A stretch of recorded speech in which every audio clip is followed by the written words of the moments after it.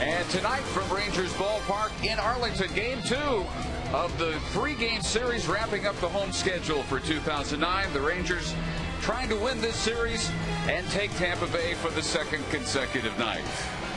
On another beautiful night for baseball. Welcome, Dave Barnett, along with Tom Grieve. The best thing about the last time we saw Kevin Millwood is he looked like someone we recognized from April and May, not the Kevin Millwood from July 1st until last start. Yeah, the second half has been a struggle for Kevin until his last start. And one thing that happened, he took 9 days off between starts and worked on the side with Mike Maddox several times. When he came back, he was rested.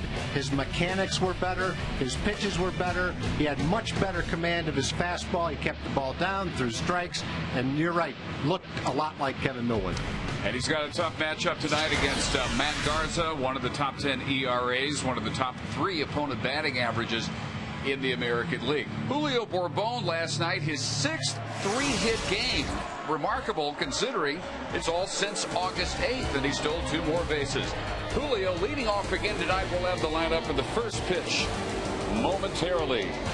Rangers warm-up brought to you by the Ford F-150. It's not just a pickup truck, it's a Ford F-150.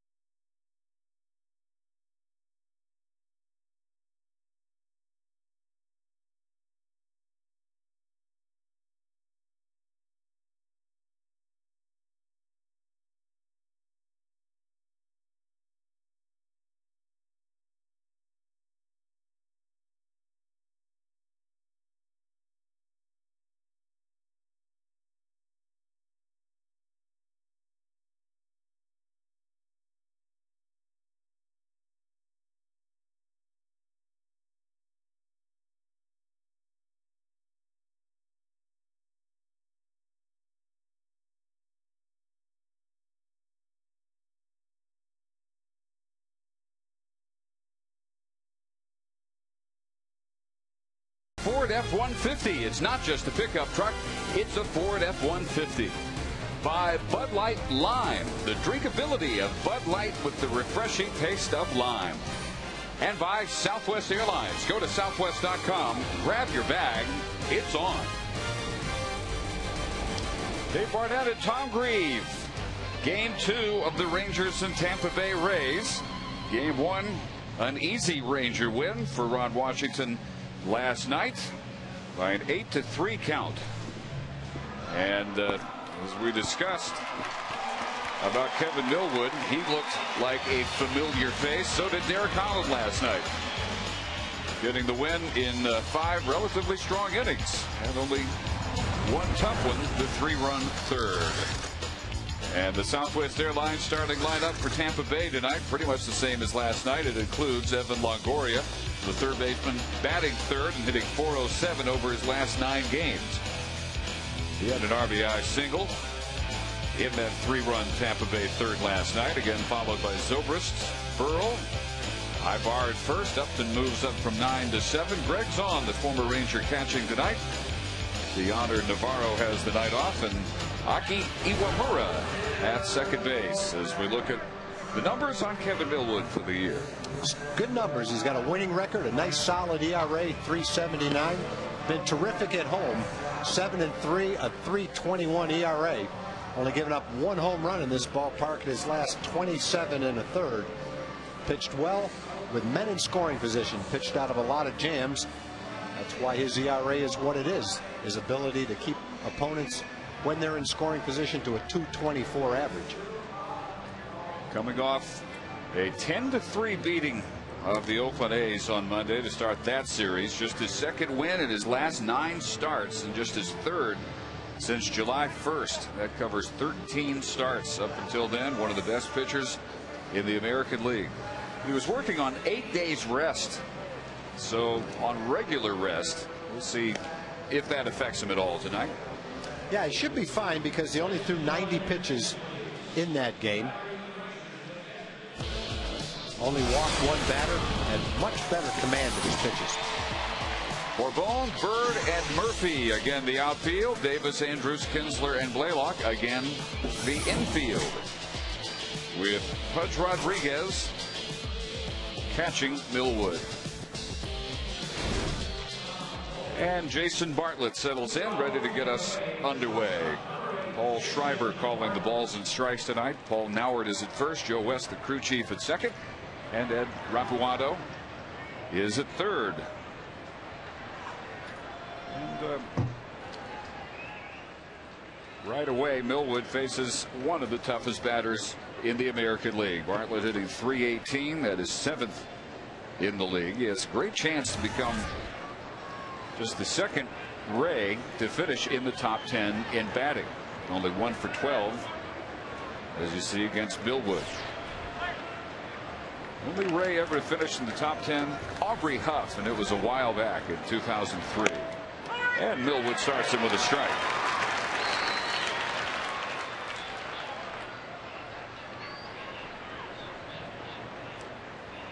Bartlett scuffling a little bit lately. 1 for his last 12 over his last 4 games. Little looper out of the center. That's going to fall in front of Marlon Byrd. So not necessarily good wood on it, but 1 for his last 12. He will take that as a leadoff base hit.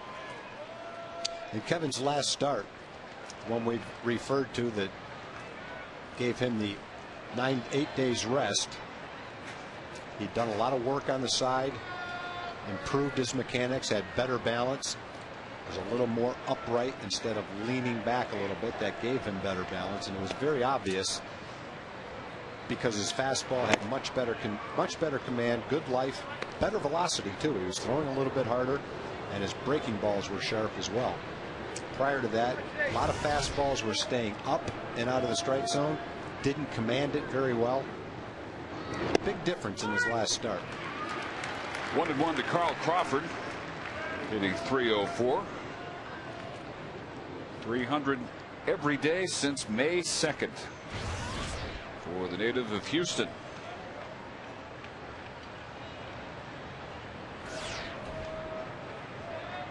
And this year's All-Star MVP. Great speed at the top of the lineup for Tampa Bay, and that one through on the right side. So back-to-back base hits to begin the game against Kevin Millwood. And Crawford's first hit ever against Kevin. He was 0 for 6. Well, Bartlett got jammed with his little blooper, and Crawford hit a pretty good slider in the right field. Ball was down, ball was in. You get the ground ball. Crawford's going to be tough to double up, but nevertheless, you get a ground ball, and instead of going at somebody, it just rolled into right field. 2 fairly harmless hits. And now Evan Longoria, 3rd in the league in runs batted in with 109 and tied for 6th with 31 home runs. Also in the top 3 in extra base hits. Last night drove in one of the 3 third-inning runs off Derek Holland, the only runs rookie allowed in his 8th win of the season. And to look at Longoria from the other side, it's not too easy to do. There's not many negatives, but he has hit into 27 double plays. And hopefully that'll come into play tonight, maybe right now.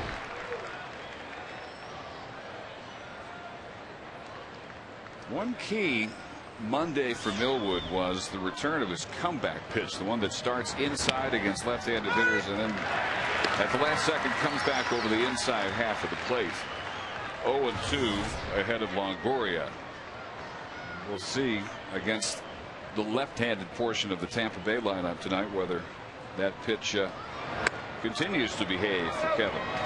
It was a major part of his arsenal in 3 hitting Oakland, giving up only the 1 unearned run in his 7 innings on Monday. Through 90 pitches, walked only 1, struck out 2, so he was pitching to contact, which Mike Maddox loves to see. He has preached it from the very first day he has been on the job as the Rangers pitching coach. Monday, Millwood a prime example, but not that kind of contact. Very late break from second, but the throw from Bourbon overshoots third, and Millwood has to dive to keep it from going into the Rays dugout. And the bases are loaded. Bartlett was going back to second base. He thought the ball was going to be caught. And if the play was made perfectly out in left field, charged and fired to third, they might have had a shot at him at third base. You see Bartlett going back to second. Actually takes 2 or 3 steps back to second. Well, there's a minor chance that they could get him, but then the throw from Bourbon was extremely high, and luckily Kevin knew where to be to back up the play and kept it from possibly going into the dugout and letting everybody move around the bases. Gary Pettis has been working with Julio on his throwing and has been trying to get that high release that you saw, but you got to hit the target. That would have been a good throw had Julio been aiming for home plate, not third base. So they're loaded with nobody out for Ben Zobrist, having .287 with 24 home runs and 78 runs batted in. The product of Dallas Baptist, originally undrafted out of Eureka High School in Illinois. Astros took him in the 6th round, 2004, out of the fine program at Dallas Baptist. 1 ball and no strikes. Even though it's the first inning, it is not too early to say this could become the key inning of the game. These could be the key at bats of the game, and that is swatted hard but foul. So Zobrist, Burrell, and Ibar, if there's no double play, may determine how the rest of the night goes for Millwood and the Rangers. Kevin has pitched himself into an early jam. And it started with that little fister by Bartlett into shallow center. That one hit very deep, but it will hook foul. A mile high as well. Had enough on it to be a grand slam, but never had the direction. And it's 1-2. Zobrist, one of 5 American leaguers with 20 homers and at least 15 steals this year. 2 of those 5 are Rangers, Kinsler and Cruz. Low with a breaking ball, 2-2. Zobrist is a very patient hitter. That last curveball will get a lot of guys to swing at it, but Zobrist has walked 88 times this year. He's got an on-base percentage almost at 40%. The slugging percentage is excellent to go along with it. Once again, same pitch, same result, and now with the bases loaded and nobody out, 3-2. So Millwood has got to come with something hittable. Zobrist has hit in 11 of his last 12 games at .364 in 7 straight road games. Taking here, and the slider walks in Bartlett. 1-0 Tampa Bay with still nobody retired. 3 straight singles and the bases loaded walk. Just a good at bat for Zobrist. The pitches he swung at, he was right on, and then he laid off 2 good curveballs. Last slider wasn't quite as close to being a strike. Now the DH, Pat Burrell. 0 for 4 last night. He has really been struggling. 140 average since September 3rd. 14 homers, but only 1 in his last 18 games.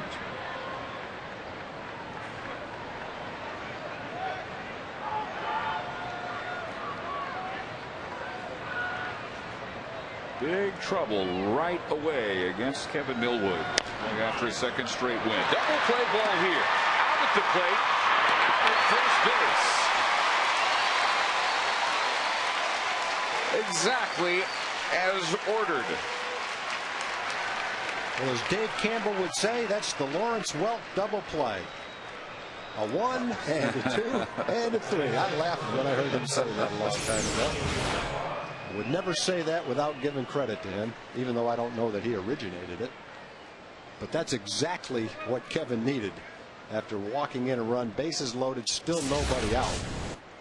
Now a fly ball or any kind of out, and you're out of there with 1 run. That's cutting it pretty good. Willie Ibar, first baseman, who last night extended what is now a 9-game hitting streak with a single in the 6th. 294 in those 9 games, 253 for the season, and that one sprayed into the crowd. Ibar's career best hitting streak, still 4 games away, 13 straight in 2006 when he was with the Dodgers. Well, we see some long innings over the last couple of weeks as far as pitch totals go. Kevin, if he gets a quick out here with Ibar, could get out of the inning with less than 20 pitches after giving up a walk and 3 hits, which would be pretty remarkable considering we've seen some 35, 36 pitch innings over the last few games. How remarkable would it be to only be down 1-0? That'd be pretty good. To the first 4 reached, 3 singles and a bases loaded walk. Pretty good pitch. Real good looking pitch to everybody but Paul Schreiber. 2-1. A little bit inside, but close enough to be a strike sometimes. Ibar taking over first base for Carlos Pena, out for the season with a broken hand. Hit by a pitch, but can still be found at the top of the American League home run standings. Way outside there, 3-1. B.J. Upton would be next. He was 2 for 3 with a double last night.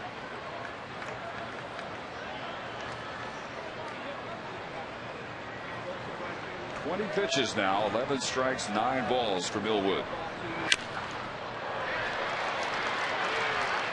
Bird coming in, Andrews going out. It's Marlon Bird's ball.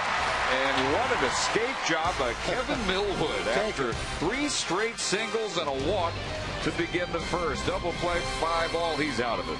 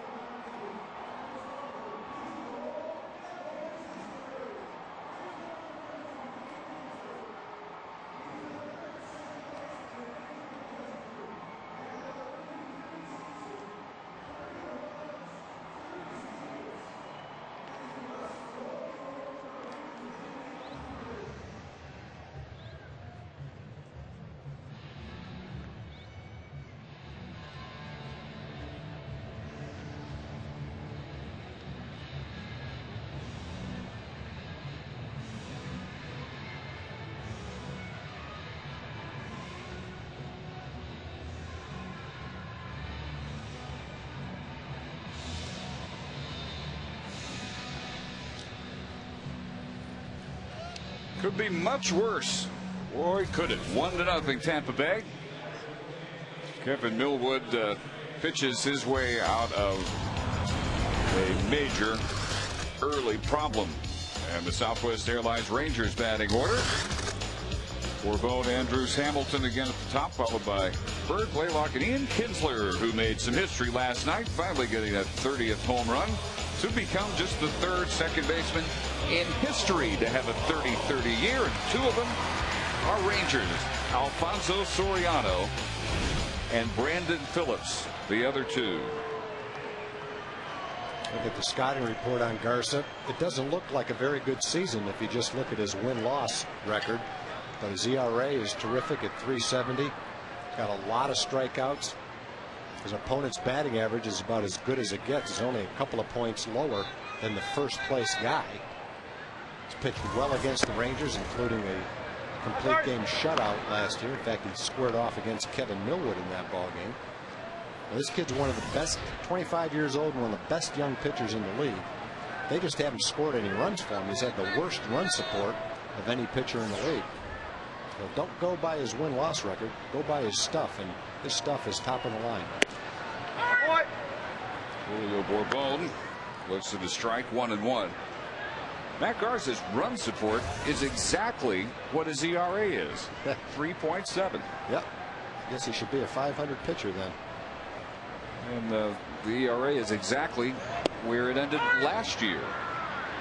Last year, though, he was 11-9 in his first full major league season after coming over from Minnesota, along with Jason Bartlett in the Delman Young trade. Has really worked out pretty well for Tampa Bay. Broken bat, foul ball. Still 1-2. The Rays had a great note in their press package. There's 39 starters in the major leagues who have an ERA under 3.90. And he's the only one of them with a losing record. That gives you a pretty good idea that he hasn't gotten much run support.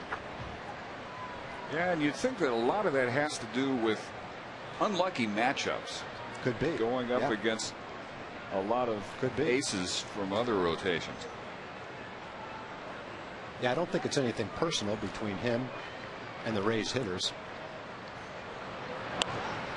A two-strike bunt by Bourbon. Well, it's a good play if you get it down fair. It's a bad play if you foul it off. Well, that shows you how confident Julio is in his bunting. But it also shows you that he's got a ways to go to be completely in control of it. So strikeout to begin the game for Garza. He doesn't foul many bunts off. Usually when it's a bunt that doesn't result in a base hit, it's gone straight back to the mound. And in that particular case, he probably, with two strikes, had the third baseman back a little bit. Felt like, hey, if I can get it down fair, I'll beat it out. So good try. Just didn't work out. And for novice scorekeepers at home, that will go as a strikeout when you foul one off on a bunt attempt with two strikes. For those of you that aren't novice and say, no kidding, I apologize to you. But not everybody knows that rule. That's just you and your role as an educator. That's right. You have to take all the possible people watching this game into consideration. We've got all different levels in our little class here. Elvis Andrus in a 7-for-41 slump, 171 over that span. Now, he hasn't been getting a lot of hits, but he's probably hit 7 or 8 balls hard to the second baseman or to the shortstop. He's making, for a guy that in that kind of a streak, he's still made some pretty good contact, just not getting his hits. Still had some good at bats. Well, he's got one more week to make his case for American League Rookie of the Year.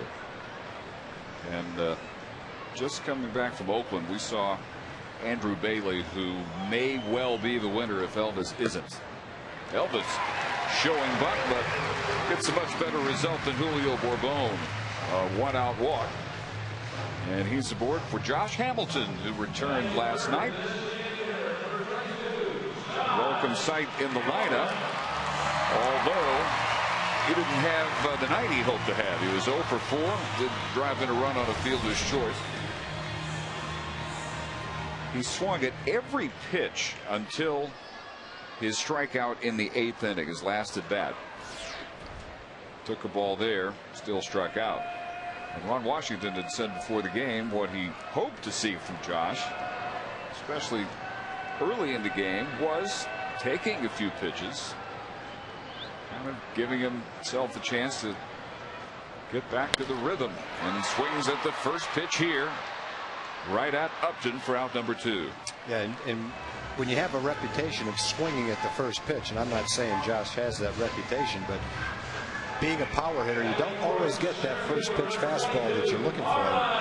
That time Garza threw him a changeup instead of a fastball. He had a good swing at it, but he was out in front of it and hit it right off the end of the bat. Bring up Marlon Byrd. Marlon, big early hit last night, 2-run double in the first.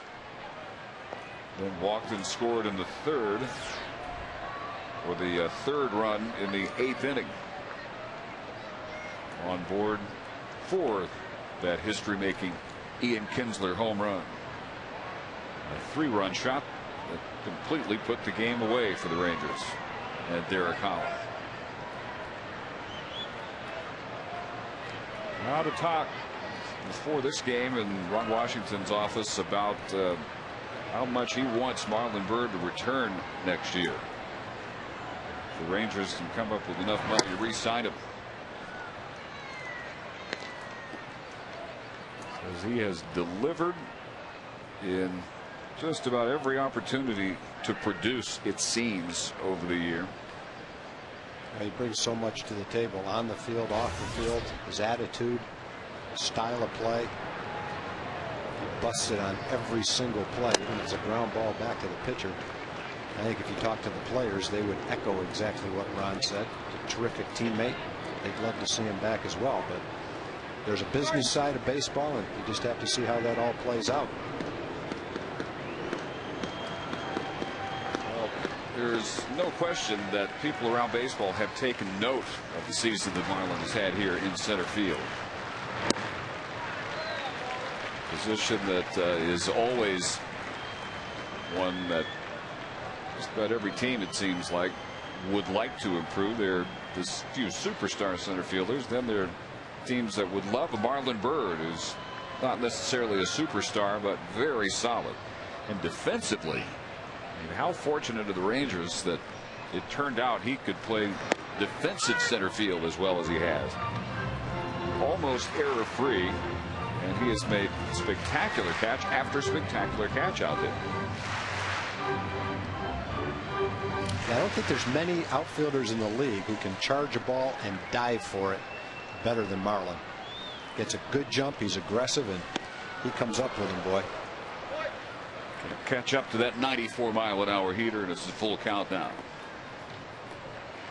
Garza almost averages a strikeout per inning, 177 in 192. Now 193 innings.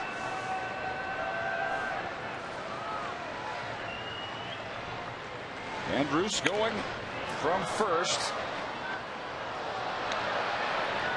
and they'll have to do it again. Garza last time out beat Toronto Saturday 7 1/3 scoreless innings, and that ended his career-long 9-start winless streak. Previous last win, he had to go all the way back to July 24th, almost 2 months, when he beat Roy Halladay. 1 win and 13 starts in between, and not because he was pitching poorly. In fact, 2 of his last 3 starts, he has not allowed a single earned run. An ERA of 1.25 in those 3 starts.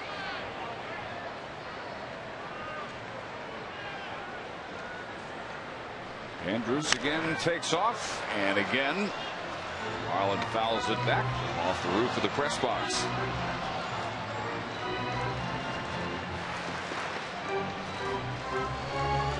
Garza, first-round pick by the Twins.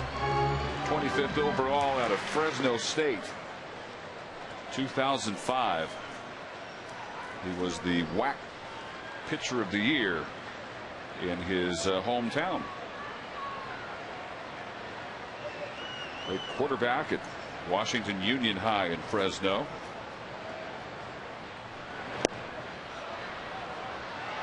That one pops out of the glove of Greg Zahn, but he throws down to first to end the inning. A walk and one left, and after one, 1-0 Tampa Bay.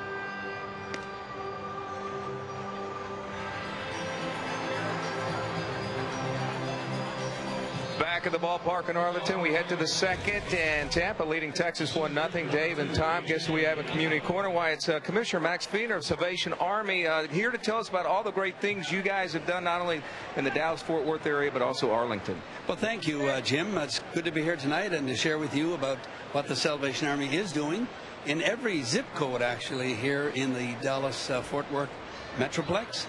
The Salvation Army is, the mission of the Salvation Army is to preach the gospel of Jesus Christ and to meet human need, and to do that without discrimination. And I must say that here in this area we have 43 ministry programs, 20 facilities that operate continuously to help meet those human needs. And I want to take this moment to say thank you to the incredible American public who, in the midst of an incredible economic downturn, has really opened up their hearts and given very generously to the Salvation Army. We could not do what we do in this area were it not for that generous American public. So let me take this opportunity to say thank you to them, and God bless you. Well, thank you to you and also everyone else who's on hand tonight. It's nice meeting everyone, and keep up the great work. Appreciate it. Thank you, Jim, and God bless you as well. All right, thank you. I hope we win tonight. Yeah, me too. Me too. Dave? All right, Jim. 1-2 pitch by Upton. Davis throws it into the dugout, and B.J. Upton will take second base. Chris has shown a strong arm at third base and an accurate arm. That was a difficult ball. It was hit fairly hard. It took a hop. You know you've got a fast runner going to first base. Chris bobbled it a little bit, came up with it.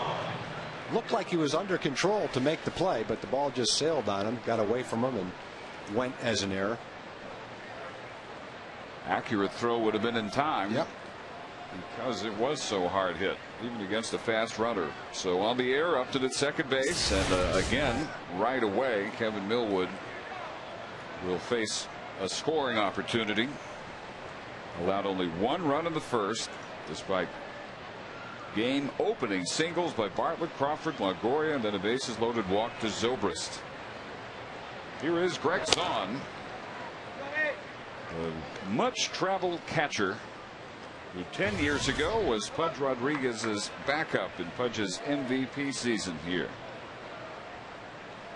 His only season with the Rangers. 43 games at 247 and threw out almost half the base runners who tested his arm that year. 45%. And since then has made the rounds around baseball. Tampa Bay, his 8th club.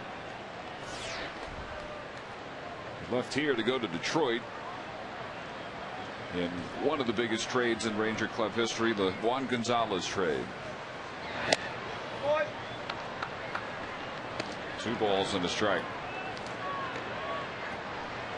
He was with Baltimore this year, and then the Rays got him August 7th for a player to be named and some cash thrown in as well.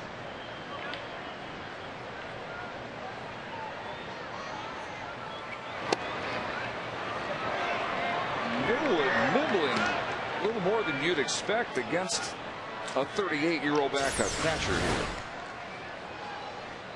He's not missing by much. That pitch missed the most. The other 3 were right around the strike zone. He got the call on one. The other 3 were out of the strike zone, though. So on lifetime against Kevin, just 2 for 15, 133. You would expect Bill Wood to come right after him. And that one backs Murphy toward the warning track, right in front of it. Plenty deep to allow Upton to take third. So a useful out for Greg Zahn, and now the number 9 hitter, Akinori Iwamura, the second baseman. Iwamura has missed exactly half a full season, 81 games this year. Left knee surgery, injured May 24th as the pivot man on a double play, tore an ACL and some cartilage. And considering the ACL was involved, he came back amazingly fast. August 29th, missed 3 months. He was batting .310 when he got hurt and .254 since his return. Down the left field line, and Bourbon and Andrews give some chase before it ends up in the crowd. Iwamura is a good little player. He's not an exceptional offensive player, but he's solid. Came up as a third baseman. He was a third baseman in Japan. They moved him to second base. He did a great job at second base. Fortunately for the Rays, they had a guy like Ben Zobrist who can play a number of different positions and has filled in while he's been out. Check of Upton at third. And the inside. That was not the comeback pitch. I don't think we've seen Kevin try the comeback pitch yet. If he has, he's not been successful on it, but if he could get that working for him the way he had it going Monday at Oakland, then this can be a much easier experience for him. Back out of play, and it's 1-2. Traditionally, Millwood has saved some of his best pitching for the final month of the season. September 1 on in his career, he's 26-20. So his struggles until Monday were very much out of character this month, but as we pointed out, they were just a continuation of the 2 months prior to that. Curve misses to even the count at 2-2. Trying to drop that curveball on the outside corner, and he did, really. It looks a lot lower when you watch the catcher catch a curveball that goes straight down like that. Very difficult for the umpire to know exactly when that crossed the plate. That was an attempt at the pitch you're talking about. It was just high. So the third 3-ball count already, the second full count. Zobrist had the RBI to walk to bring home Bartlett in the first on a 3-2 pitch. But then he got Burrell to bounce back to the mound.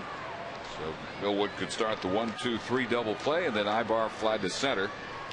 And Tampa Bay had to settle for 1 run, despite the fact the first 4 reached. On a check swing, he went around. And there's out number 2. A huge double play with the bases loaded that didn't allow anyone to score because it was hit back to him and he threw home. That was a slider down and in. Iwamura can't lay off it with a man on third base. Gets another huge out with a man on third base and less than 2 outs. The side view showed that he definitely swung at it. And now a good at bat right here. Kevin can pitch himself out of another jam. That was the pitch Zobrist would not go after in his at bat. Wood tried it 3 times. So top of the order again, and Bartlett looks at his strike. Started that first with a bloop single in front of Marlon Byrd in center. Crawford and Longoria then followed suit. Bartlett would have scored much earlier than he did if he had read Longoria's single better than he did. That turned around, thought there was a chance it might be caught. There was absolutely no chance of that happening, but he had to stop at third. That one belted toward the corner, and Upton comes home. It is 2-0 Tampa Bay on an RBI double by Bartlett, his 65th run batted in. Slider that Kevin was trying to throw down and away looked like it got a lot of the plate, stayed up, and Bartlett was able to swing the bat pretty well and hit it pretty hard. Wants it down and away. Instead, looks like it's on the inside half of the plate instead.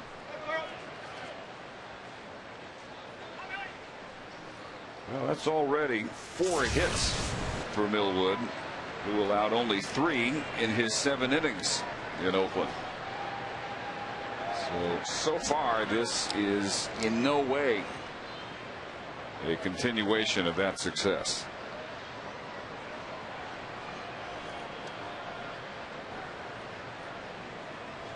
Carl Crawford goes after the first pitch. He was the man thrown out at the plate on the double play bouncer to the mound off the bat of Burrow.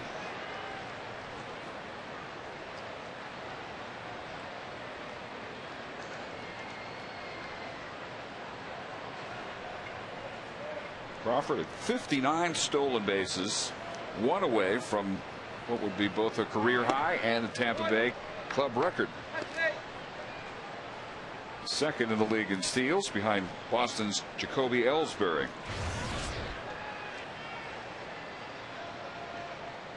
And the way he started this year, Tom, it looked like he might go for 100 steals. Yeah, I was thinking the same thing at the beginning of the year. He's a tremendous athlete. Become an outstanding outfielder. Top of the order guy that could hit third if you wanted him to. Power gets a little bit better every year. Eventually he'll probably be a guy that hits 20 home runs.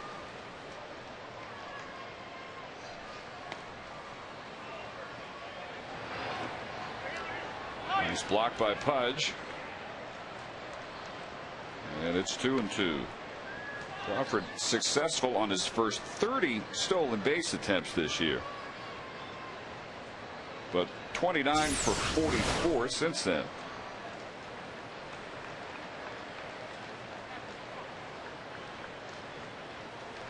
A tough bounce for Pudge, and at first not so easy for him to find. He was right there under him. So the check of Bartlett. And the 2-2 pitch over Millwood, and no play at first, so Kinsler tries third, but Bartlett doesn't stray too far off the bag. And an infield hit. Crawford is, like Bartlett, already 2 for 2. Well, this is an inning that started out with the error. Otherwise, Kevin would have had a 1-2-3 inning. It's turned into a higher pitch inning. Much higher pitch inning than it should have been, and hopefully it'll only be 1 unearned run.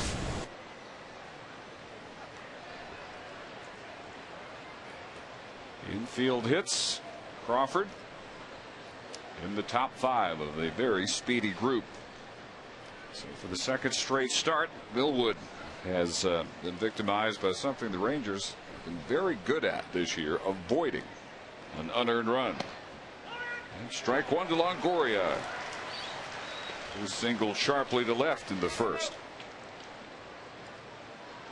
He has now hit in 9 of his last 10 games.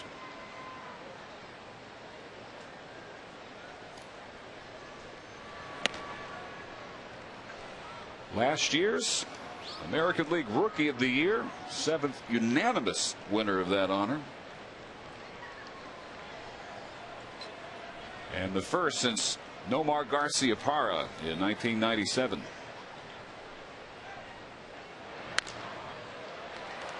Shallow right.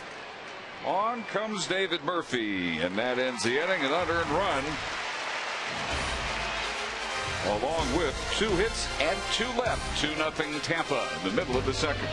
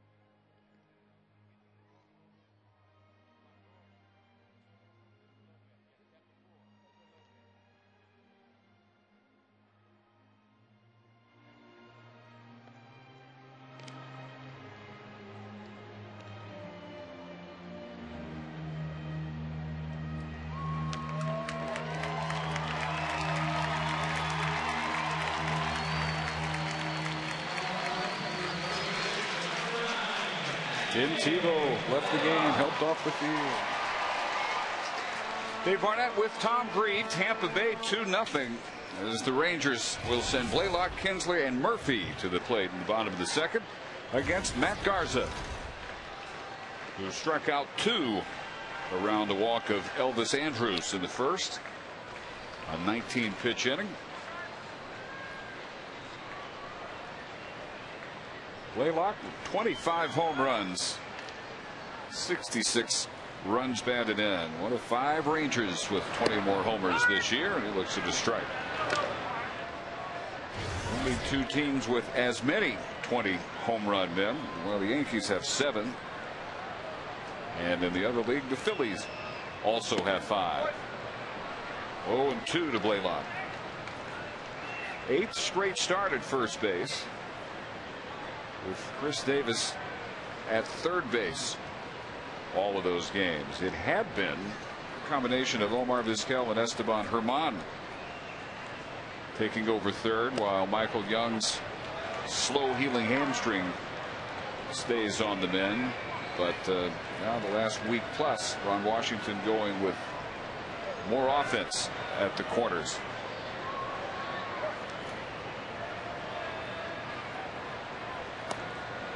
And Blaylock, Garza's 3rd strikeout victim. Well, Garza has an excellent fastball. It reaches the mid-90s. He's got an excellent curveball, and if you watch closely, you'll see it in slow motion right there. Straight downward breaking curveball. He's also got an excellent changeup. He's aggressive, pitches deep into games. He's just one of a number of good young starters that the Devil Rays have developed. James Shields pitched in last night's game. Homegrown talent. Jeff Neiman has won 12 games this year. Homegrown talent. David Price, first pick in the draft a couple of years back, and got a young guy in the rotation now, Wade Davis, that they really like a lot, which is why I think they felt they could trade Scott Kazmir. traded Edwin Jackson a couple of years ago. He's had an excellent season for the Tigers. So they've done a nice job of coming up with good young starting pitching. They still have 5 in their rotation right now. 0-2 to Kinsler, who hit that 30-30 mark last night. Got the 30th stolen base the night before. And that one a little low.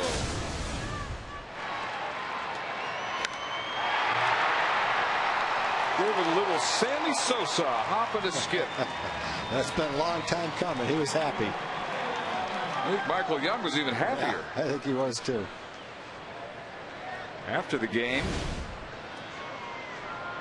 Ian asked about how he views his year in general. He says, well, happy about the 30-30. Could have been a much better year. Michael Young said, no, it's been a spectacular year for Ian Kinsler. That one's sky high for Carl Crawford, and out number 2. And that out came on Garza's 4th pitch, the slider. He throws all the traditional pitches: fastball, changeup, curveball, and slider.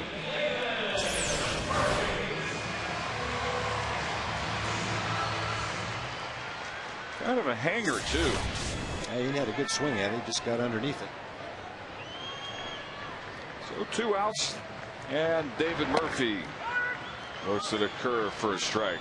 Garza getting everything over now. He walked the second batter he faced, Andrews, but nobody's come close to a hit. Murphy at 276, 16 home runs, 52 runs batted in.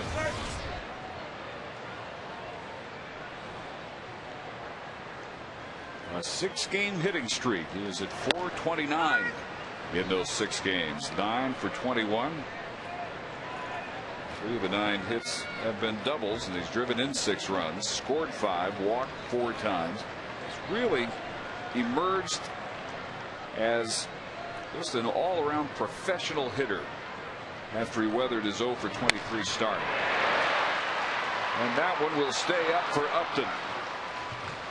Best hit ball by a Ranger, unfortunately right at center field. 2-0 Rays after 2.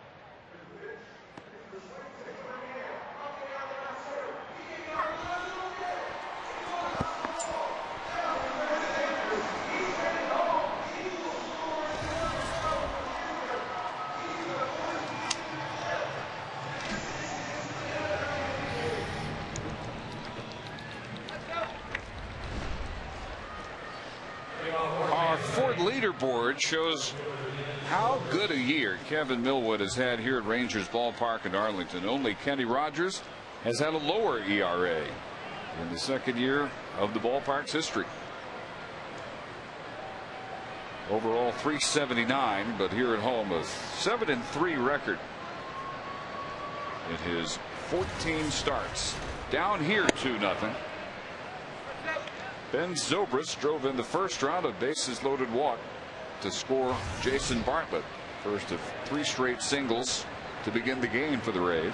An unearned run last inning as Upton reached on a throwing error by Davis and scored on Bartlett's double 3 batters later.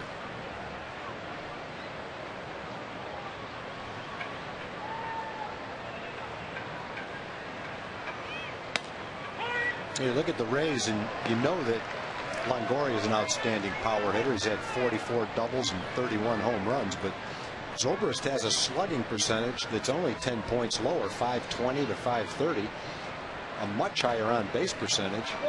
And when you add the two and get that OPS, on base percentage plus slugging percentage, Zobrist is actually over 20 points higher, about 25 points higher than Longoria is. That's how good a year he's had. 89 walks now. And then there is the matter of his versatility. Yeah. You could almost consider him the equal of 2 or maybe even 3 players, because he can DH or play 6 defensive positions. And that's such a luxury for a manager to have one player like that. It saves you having to carry an extra guy on your bench when you can put this guy anywhere you want him.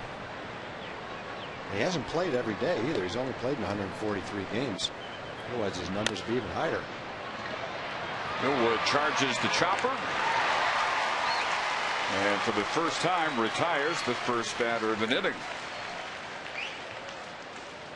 Zobrist, the first player since 1954 to make an all-star team in a year in which he started at 6 different positions. It's kind of like I think when Jeff Zimmerman made the all-star team as a setup guy, you generally didn't see many setup guys making an all-star team, and Zobrist is a great example of, you haven't seen many guys play all those positions and make an all-star team either. Well, if there was any prejudice before those 2 examples, yeah, hopefully not since. Not anymore. Jeff Zimmerman definitely deserved to make it the year he did. Here is Pat Burrell, the DH, who hit into the pitcher to home to first double play. 1 and a 2 and a 3. Helped Millwood weather that first inning and end it trailing just 1-0. Ball and a strike to the former Philly, his last 9 years in Philadelphia, and he finished their 3rd on their all-time home run list behind Mike Schmidt and Del Linus. Bourbon under that sky-high fly for out number 2. And since the infield hit by Crawford, now 3 straight set down by Millwood, maybe settling into a little bit of a groove here in the 3rd. At 56 pitches now, 33 strikes, 23 balls. So 2 outs, nobody on. Willie Ibar, who flied to center to end the 1st. Ibar, a career year in homers with 11, runs batted in with 35. This is his 13th consecutive start for Carlos Pena.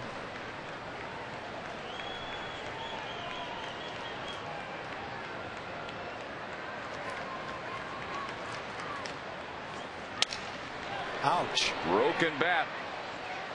And with the glove, high style, Ian Kinsler for out number 3. The resourceful second baseman gives Millwood his first 1, 2, 3 innings.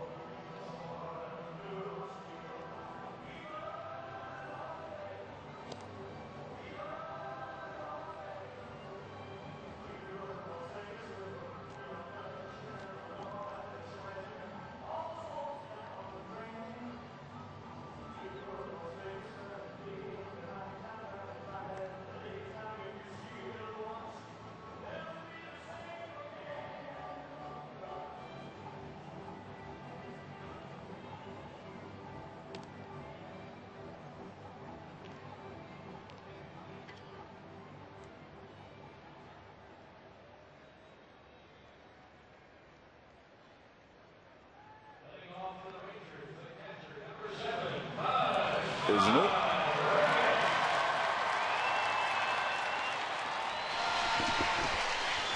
I think she's answering her own question there. The answer is yes, plenty. Bottom of the third. If only everybody was enjoying the night as much as she is. So far, the Rangers aren't. They trail 2-0. Looking for their first hit off Matt Garza, Pudge Rodriguez, Chris Davis, and the top of the order. Ranger fans, it's never been easier to take in a ball game. See for yourself. Get tickets on StubHub, the official fan-to-fan marketplace of the Rangers. StubHub's lineup of services makes it easy to score great seats to any game. Go to TexasRangers.com. Choose StubHub from the tickets menu. Pudge 4 for his last 26, 154 average for his last 8 games, 244 since coming over from Houston, 2 homers and 11 runs batted in.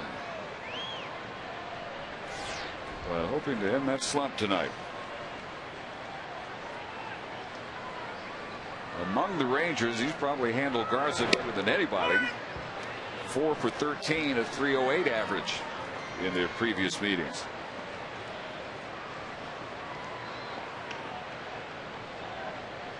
Not a long history for any of the Tampa Bay hitters against Millwood, and likewise any of the Ranger hitters against Garza. Bravo by Bartlett, and his throw pulls Ibar off the bag. Oh, Pudge hustled all the way. For a 38-year-old catcher, he could still run a little bit. Forced Garza to make a quick throw after the bobble. Would have been a close play. Might have had him at first, but the throw was offline, so it didn't really matter. Pudge is on with this error.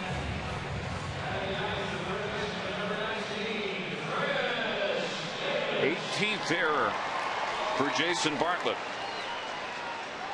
Looked like just a little bit higher than the hop he expected to get.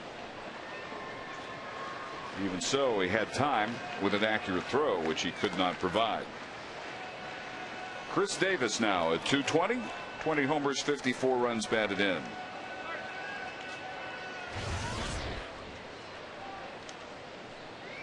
And last night,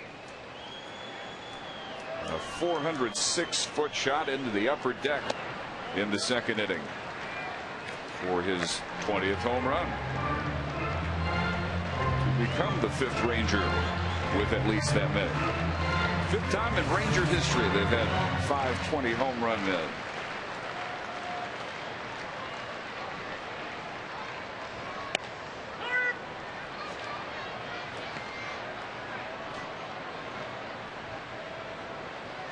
Matt Garza, 25-year-old native of Selma, California, in the San Joaquin Valley.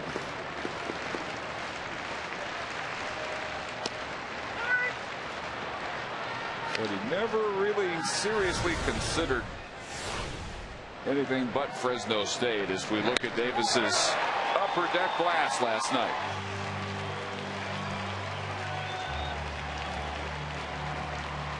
Jumped on a first pitch fastball. And Garza just misses. Run the count full. Second full count of the night. He struck out Bird on the first to end the first. Nelson Cruz has been stuck on 32 quite a while. Out of the lineup again tonight for the 3rd straight game. But Ron Washington says that he will have Cruz back out there tomorrow. Felt he needed a break a lot like Ian Kinsler needed one a couple days ago when Ian got a day off in Oakland. Wash, all in all, pretty happy with Nelson Cruz's first full major league season. Numbers like 32 home runs. How could you not be? But Garza blows strike 3 past Davis. Strikeout number 4. When Garza makes a pitch like that, you look to the radar gun, it looks like it's 100 miles an hour. It was actually 93 miles an hour. I still think a lot of other people do too, that different cities around the league have higher radar gun ratings than other ballparks. Oh, that pitch in Oakland is 96 minimum, maybe 97. I think so too. Yeah, I think this is the slowest gun in baseball. I think so too. I think the gun readings in Oakland were high. They're a little bit low here. Maybe they're just accurate in Oakland. Well, yeah, you never know. You don't really know. But different radar guns give different readings, evidently. But just based on how the hitters handle or don't handle pitches, I mean, that tells you that was probably faster than 93. I mean, the normal 93-mile-an-hour fastball. Chris Davis is going to make some kind of contact, but had no chance to catch up with that one.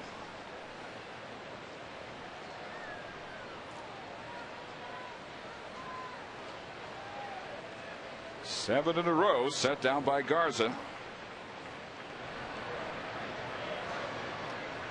If Rodriguez had been thrown out by Bartlett over into foul territory, there's Crawford for out number 2 and Pudge back to first base. So Elvis Andrus, who before Rodriguez reached on the Bartlett error, was the only Ranger previously on the bag. So one out walk in the first.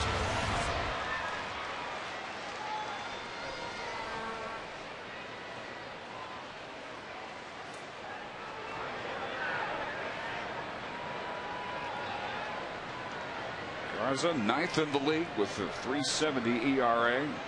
That is also exactly his career ERA. There are quite a few interesting numbers about him. The fact that that's also exactly the run support he's getting this year from the Ray offense. And 370 this year and all 4 years of his major league career. He is their all-time leader in ERA. That's why we bring it up. And he's also their all-time leader in opponent batting average. 237 this year, a little bit better than that. 230. The only tougher pitchers in the American League to hit have been Zach Greinke and Felix Hernandez.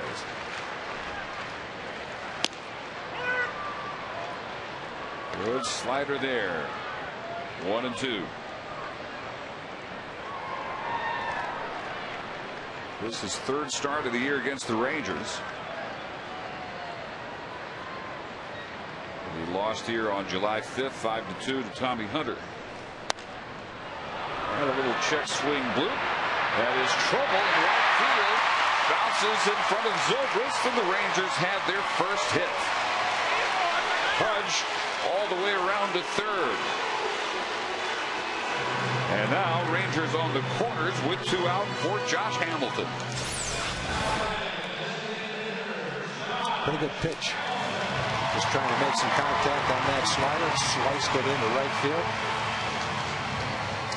Zobrist couldn't get to it. First and third. Rangers have a chance to get on the board right now. That was your knockdown wedge, wasn't it? That was pretty nice. I wish I could hit one like that every now and then. Trouble is, I do hit him there, but the green is in center field. Not on purpose. No. I don't think that's necessarily what Elvis had in mind, but he will take it. First and third. Hamilton fly to center on the only pitch he saw first time up. Zahn blocks that one.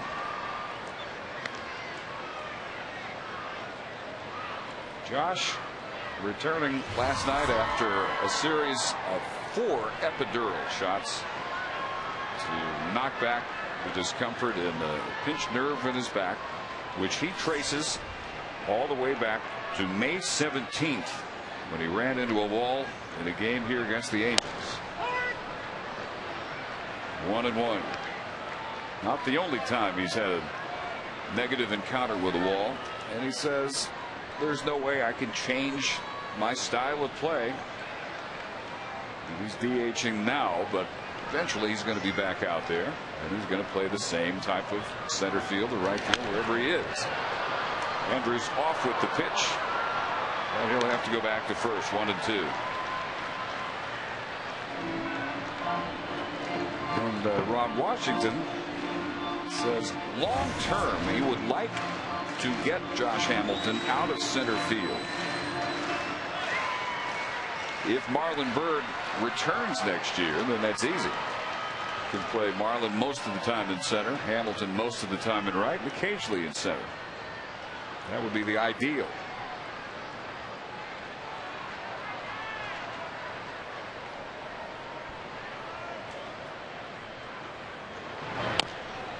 Another foul with Andrus taking off from first.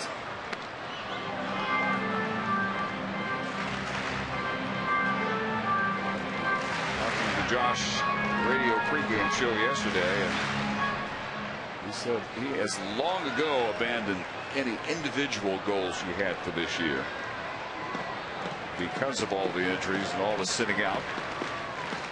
There's no way he could come close to what he hoped this year would be. Good goal for Josh is just to play the last 9 games, stay healthy, and finish strong. Well, strikes out here to end the third, leaving 2 aboard. 5 strikeouts through 3 innings for Matt Garza. Looking very strong so far, leading 2-0.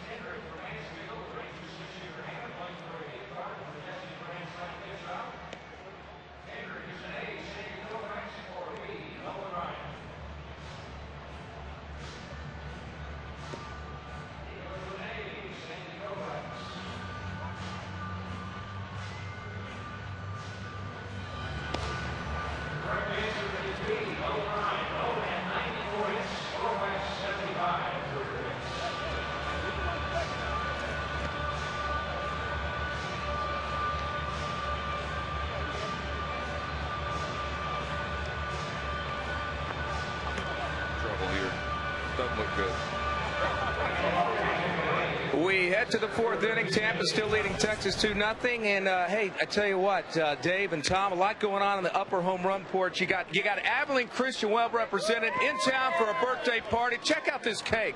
Mueller number 12. All right, way to go. Also, Atmos Energy, a big safety celebration. What's this about? Safety celebration for 777 days with no vehicle or personal injuries. There we go. Congratulations on that. Good to have Abilene in the house, and drive safely. Enjoy the game. Thanks, Dave. Noxie always finds the fans having the most fun. He does. Never heard anyone tell Jim they're not having fun. Otherwise, I don't think they'd get on TV.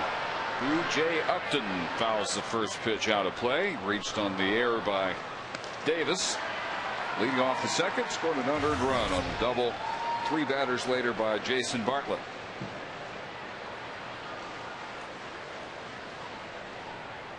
Upton now 25, but in his 5th major league year. 2nd overall pick in 2002. Out of Greenbrier Christian Academy in Chesapeake, Virginia.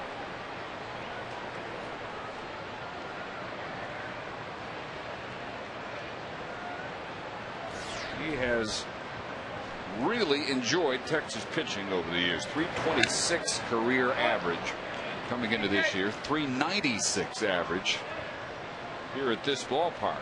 Last year hit 423 against the Rangers with 3 of his 9 home runs. But Upton has had a big drop off this year from 273 last year to 240 this year. Several of the Rays have. Navarro may have the most jarring drop off offensively from made the All-Star team last year. All-star level to a year in which he's around 220 this year. 0 for 3 last night. Well, the postseason that Upton had last year, it just looked like that was going to be the springboard to stardom, something that has been predicted for him since he was such a high draft choice, but hasn't happened this year.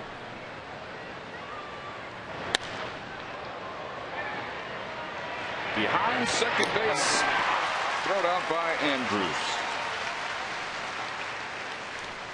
And now 5 in a row set down by Millwood. Does seem to be settling in after struggling with his command in the first little bit of the second inning as well.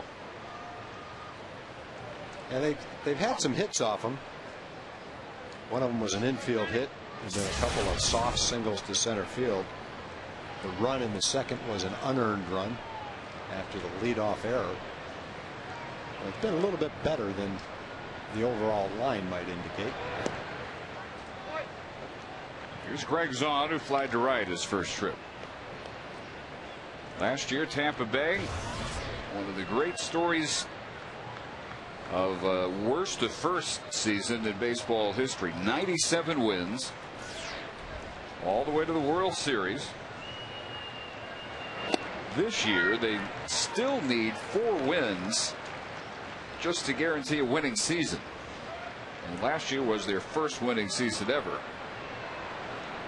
If they get 5 wins, they'll become just the 8th team ever to win 180 games over a 2-season span after losing 180 in the 2 previous years. This one driven way back and over the Rangers bullpen. And Greg Zahn, talk about your 38-year-old catchers who still have a little left, with his 8th home run since coming over. Tampa Bay has gotten maybe a little surprising jolt of power from their backup catcher, and he makes it 3-0.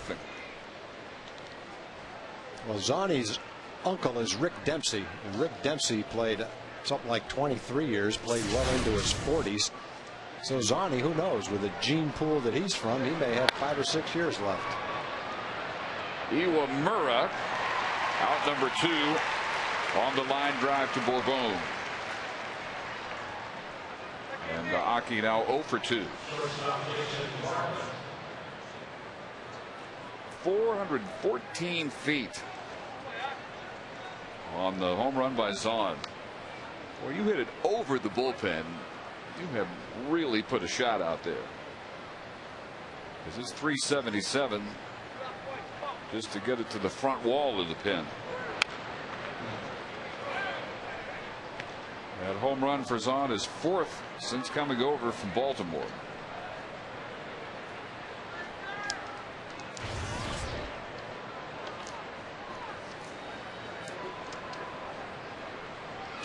So now single runs in every inning but the 3rd for Tampa Bay. And Millwood at 70 pitches. 6 hits. That the second extra base hit. 1-1 pitch to Bartlett. That one just misses. Bartlett singled and scored in the first. Drove in the unearned run in the second. Already batting for the 3rd time. Last night walked twice. 0 for 2. Scored a run. And another chance for Andrews. So Elvis handles 2 of the 3 outs in the 4th, but Greg Zahn with a bomb over the Rangers pen makes it 3-0.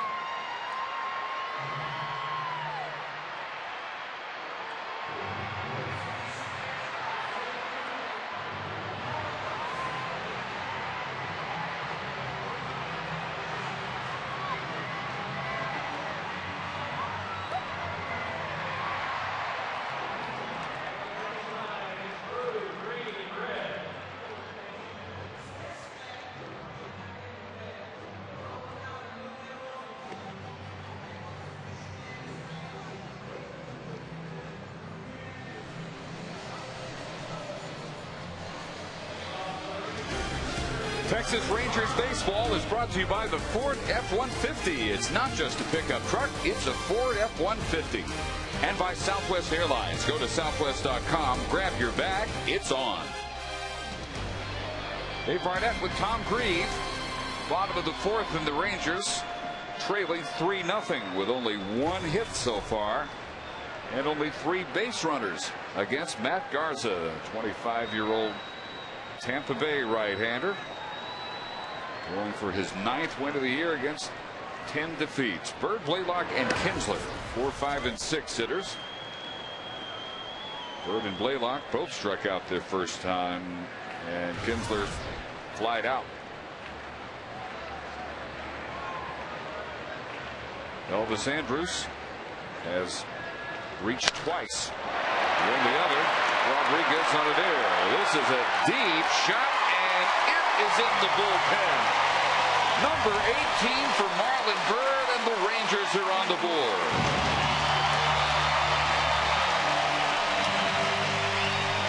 And with his 84th run batted in for the season, he takes over the team lead, breaking his tie with Ian Kinsler. As you get toward the end of the season, you start looking at the players' numbers and rounding things off, and in the back of the players' minds, they do the same thing.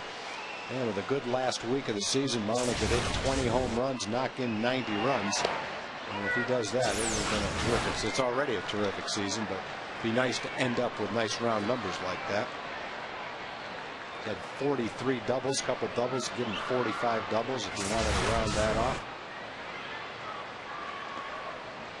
Deposited that one over the deepest part of that fence out there, over the 407 mark.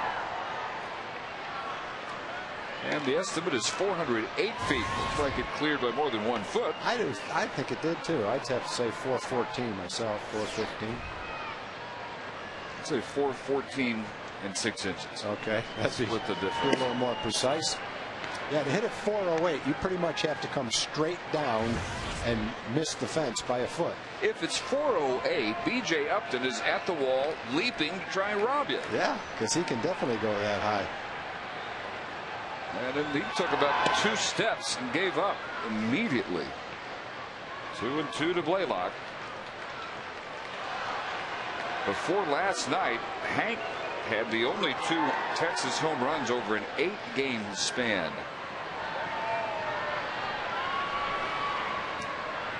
But now he's getting some help in the power department. Down the line, Longoria not quite able to make the over-the-shoulder catch. Gave it a good run before the tarp intervened, and it's still 2-2.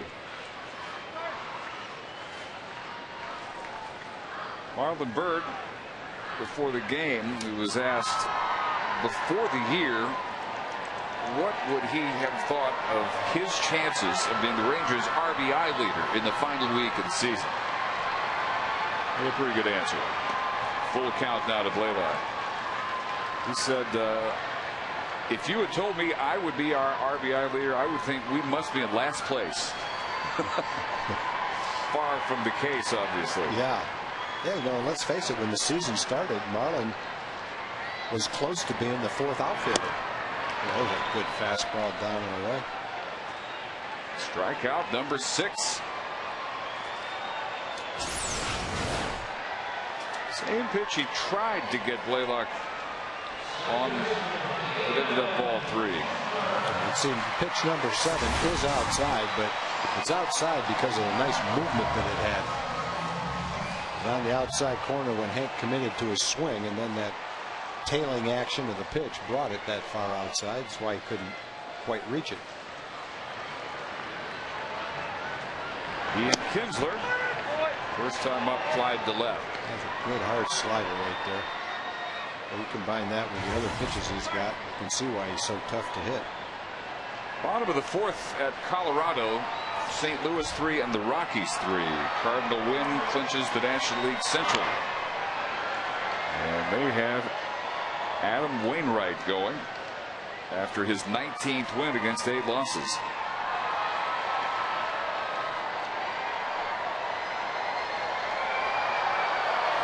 Colorado, the National League wild card leader by 3.5 over Atlanta. St. Louis trying to become the second team in the National League to win 90, joining the Dodgers. And Kinsler gives that a quizzical look. 7 strikeouts now for Garza.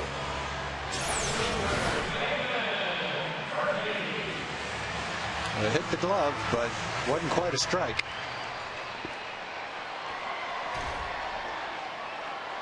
Close, but not quite a strike. Now Murphy. And Garza starts him with the backdoor curve. David line to Upton in center, first trip.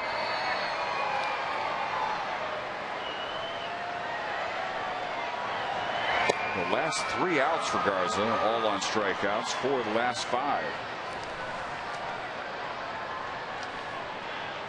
Only 2 hits. Andrews' 2-out single in the 3rd, and Bird's leadoff home run here in the 4th. Finally give Kevin Millwood some run support.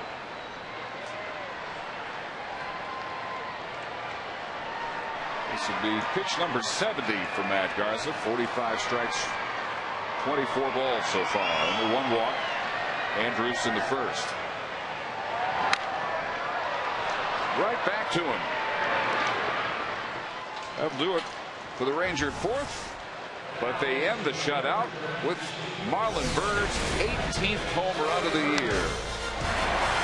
Did that clear by only a foot? I don't think so.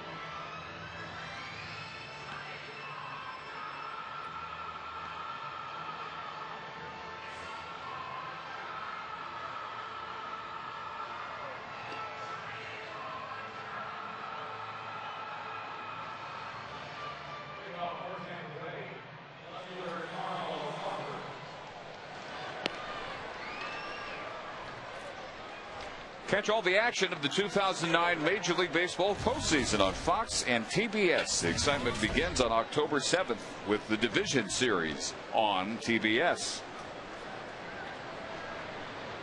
Who will be involved? Well, the Rangers mathematically still with a shot. Angels magic number 4. And again, they host Oakland tonight. The Rangers have had an opportunity in the last 10 games. The Angels have actually gone 4-6. Problem is the Rangers have gone 4-6 as well. If you told the Rangers what the Angels record would be the last 2 weeks, I think to a man, they would say, oh, well, we'll catch them now. Yeah, we'll be right in it. But they have unfortunately matched the Angels loss for loss. They did pick up a game last night, and that's just the 3rd time in 22 days that they have gained a full game on the Angels, yet within 6.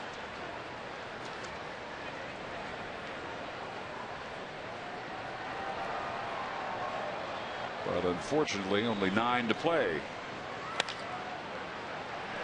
Right at Blaylock, and Carl Crawford is retired for the first time. 1 gone in the 5th. Now Longoria, who singled to load the bases in the first. Then Zobrist followed with a walk, bringing home Jason Bartlett. First Tampa Bay run there, the second unearned in the second inning. B.J. Upton reached on an error by Davis, scored on Bartlett's double. Run number 3, Greg Zaun's home run over the Ranger bullpen with 1 out in the 4th.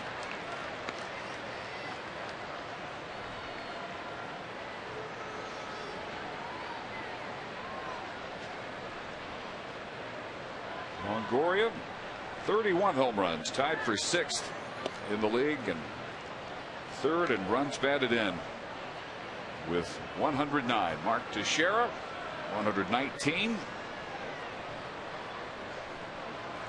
Jason Bay, 115. A Yankee and a Red Sox, the only 2 with more than Longoria, last year's Rookie of the Year. Hit 27 last year. That was the most by American League rookie since Nomar Garciaparra, previous unanimous American League Rookie of the Year. And that despite he missed 30 games with a fractured right wrist. It was the 4th most homers ever by a rookie third baseman. So without that injury, no telling where the number might have ended up. And then in the postseason, he set a major league rookie record with 6 more home runs. 4 of those against Boston in the ALCS. That tied an LCS record. He had the best fielding percentage by a rookie third baseman in 4 decades, except for the Rays' previous third baseman, Aki Iwamura, now at second base, the previous year, 2007. So a full count here to Longoria with 1 out in the 5th. Joe Madden, last year, the postseason, saw Longoria homer on his first 2 swings.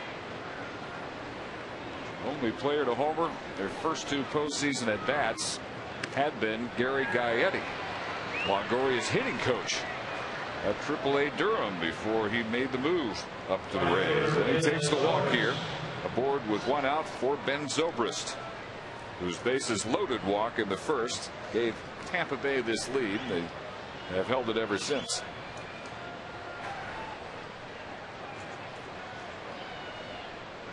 That was the only previous base on balls issued by Millwood until this one to Longoria.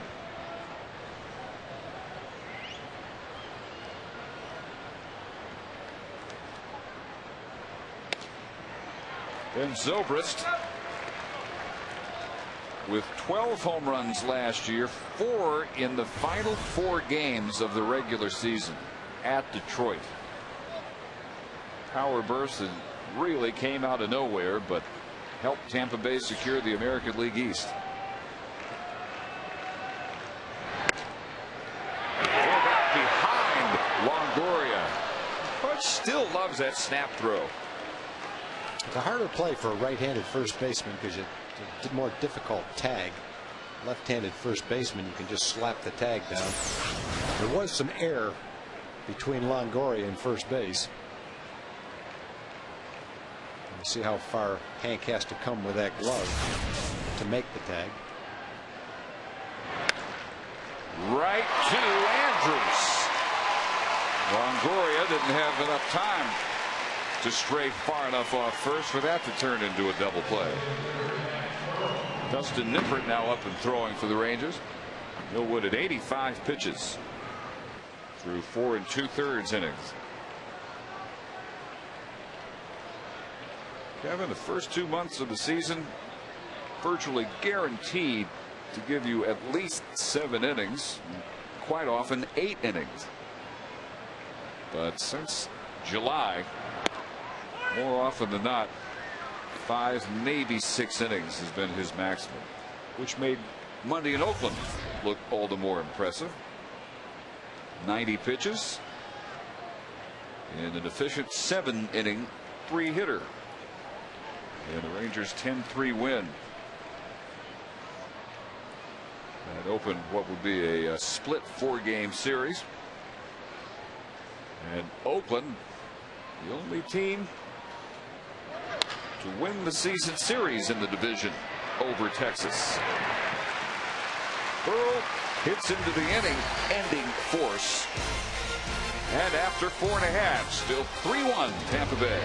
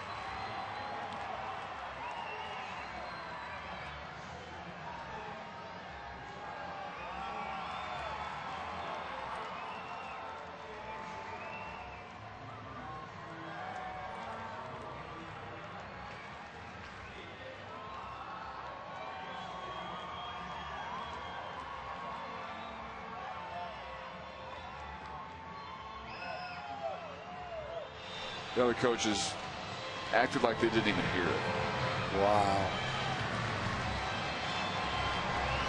Bottom of the 5th on a gorgeous night for the second game of this 3-game series at Rangers Ballpark in Arlington. Good crowd for the next to last home game of the year. And the home season will end tomorrow. So the Rangers will finish up the season in Anaheim and Seattle. Match up tomorrow for a 2:05 start. Brandon McCarthy, 7-4 for the Rangers against David Price, last year's postseason hero for Tampa Bay, at 9-7. Fan Appreciation Day, always lots of fun, lots of prizes given out. So we hope you can join us here at Rangers Ballpark tomorrow to send the Rangers away for the final week of the season. Rodriguez, Davis, and then the top of the order, Bourbon. And Pudge way late. First time up, he reached on the air by Bartlett at short. And at that time, only the second Ranger base runner. Andrews would later single in the 3rd, but with runners on the corners, Garza struck out Josh Hamilton. And a ringing base hit to left to begin the 5th. Kind of a wild swing and a miss for strike 1, and then a rope on the second swing. Got it down a little bit, a little more on the inside half of the plate. Pudge hit a screaming line drive in the left field. Good start to the 5th inning. Pudge only 4 for his last 27 before that shot. So here is Chris Davis. Struck out first time up, but hitting .321 in this spell of games he has started at third base. Fouls that one off his leg. And, you judge this year for Chris Davis, you really have to judge it in 2 parts. Part 1 before he was sent down to Oklahoma City. And by the end of that part of the season, he simply just could not avoid striking out. But the adjustments he made at AAA have served him quite well since he's come back. And he still is going to strike out more than the average hitter, but nowhere near the rate at which he was striking out before. He got to 100 strikeouts in fewer at bats than any player in history. 219 at bats.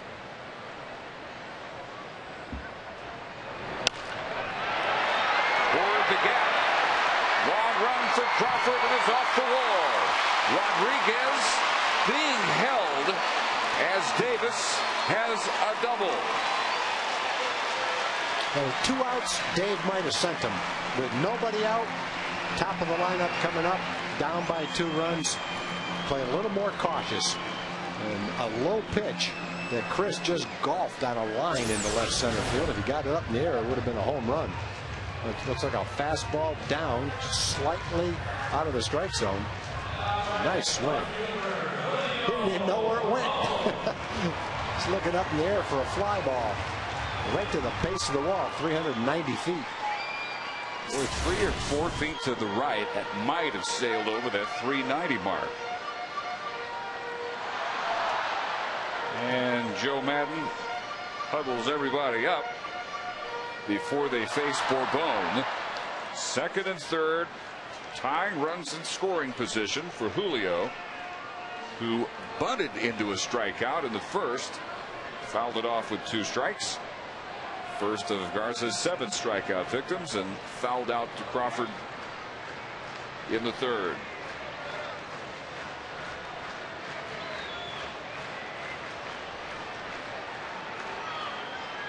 Only the second time the Rangers have had 2 men on in an inning. In the third, it was Pudge at third, Andrews at first, but with 2 outs. And a much better opportunity here with nobody out.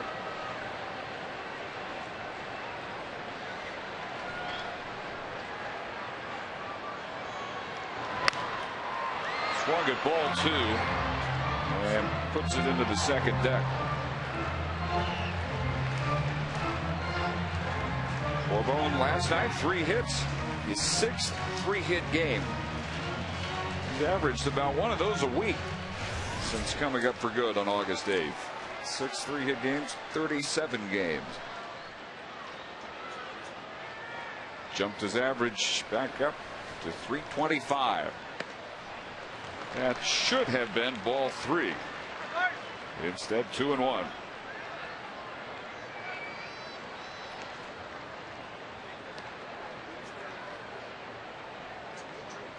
Garza, only the 1 run on the Bird home run, leading off the 4th. But now 1 pitch from loading the bases for Elvis Andrus. Remember, Garza in 2 of his last 3 starts has not given up any earned runs. He was in his best stretch of the season, a 1.25 ERA in those last 3 starts. There is ball 4. 5 pitch at bat, and really all 5 of the pitches missed.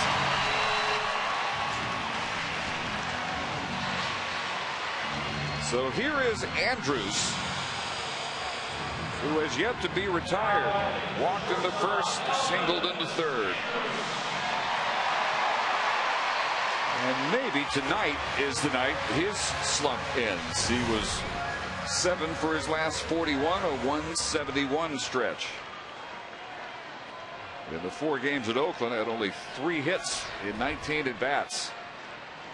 A little bit better series here so far. A check of third. He goes after the first pitch. Always somewhat surprising right after a walk. A walk where Garza didn't really come close to the zone in any of the offerings to Bourbon, but now he's ahead of Elvis, 0-1.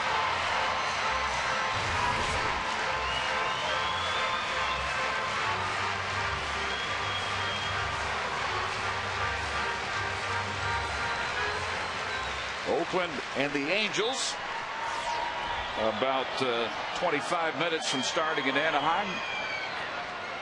Angels throwing John Lackey in that game, looking for his 12th win of the year. Dana Evelyn for Oakland. He is 2-3. The Angel magic number at 4. 1-1 to Elvis.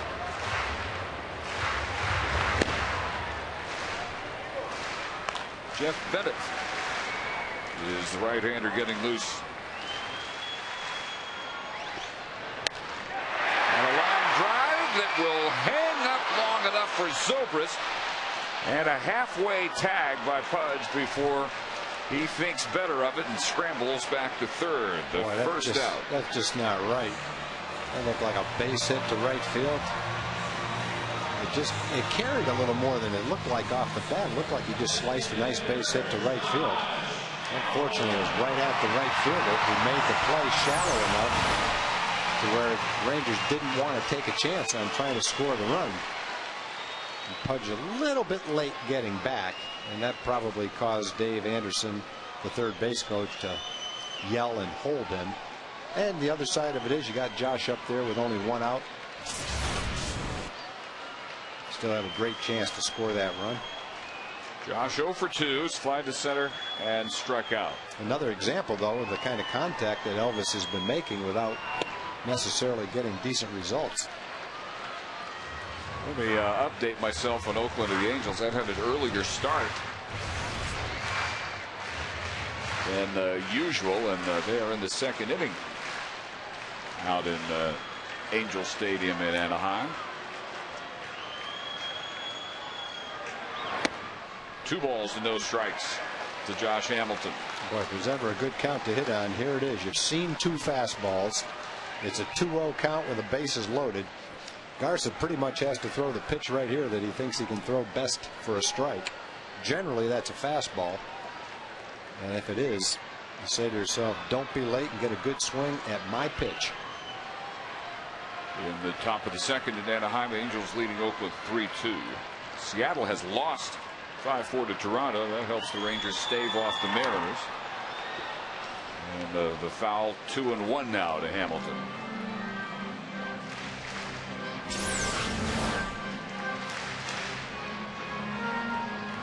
Borderline strike. He took a little something off a 2-seam fastball. Got good sinking action with it. A little bit slower than his good fastball. Seattle, with their loss, falls to 80-75, and at the moment 5 games behind Texas. High heat that time, probably ball 3. And Josh got ahead in the count 2-0, and then may have helped him out on the 2-0 pitch. Definitely helped him out on the 2-1 pitch. That's way out of the strike zone. Garza having trouble throwing a strike.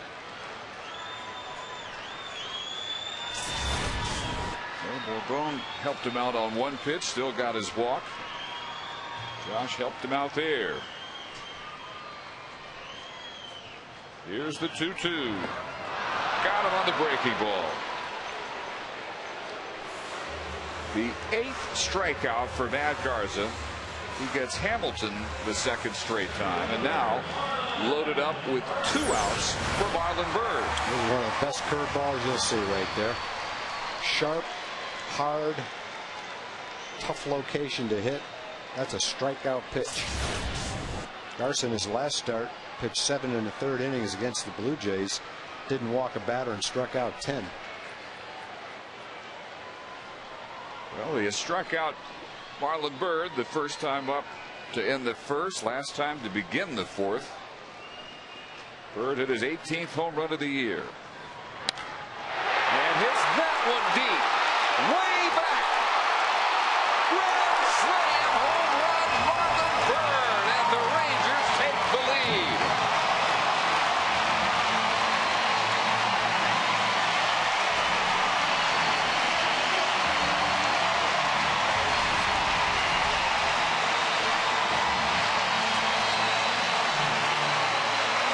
Number 6 of his career, number 2 tonight, and Marlon Byrd, a one-man wrecking crew for the Rangers.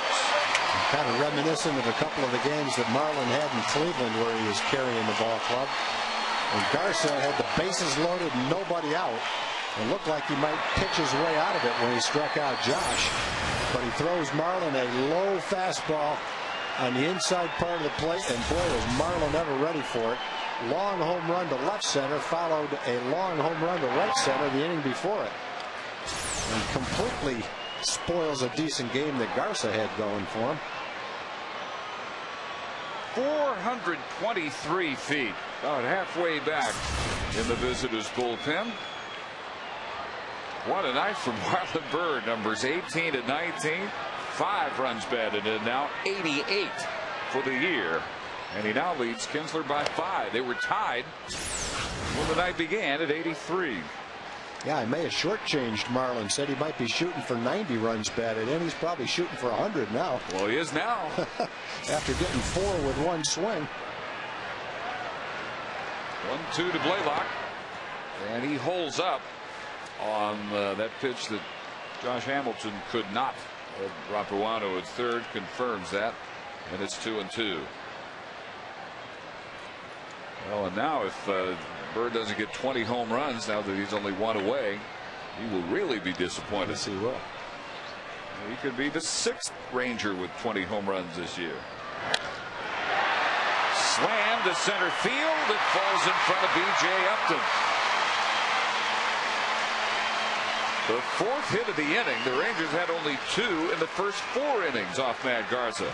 Well, the stuff for Garza in the 5th has been fine, but the pitching hasn't been very good. Throwing a lot of pitches. He's grooved some pitches. He's missed the strike zone by a lot in other cases. And it's all added up to 4 really well hit baseballs. 2 singles, a double, and a home run, and then Bourbone's walk. That brings up Kinsler, who's flied to left and struck out.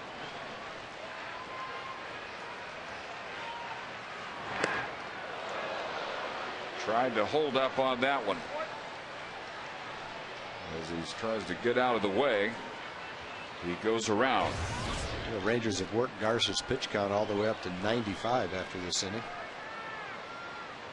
This is a 25 pitch so far, 5th inning. Last night, Kinsler, the 11th 30-30 man in American League history. It's happened 15 times, but by a total of 11 different players. In the last 8 years, only he, Grady Sizemore, and Soriano, when he was a Ranger, have accomplished it. So 2 of the last 3 30-30s in the AL have been by Rangers second basemen. 2 of the 3 second basemen in the history of the game to accomplish it.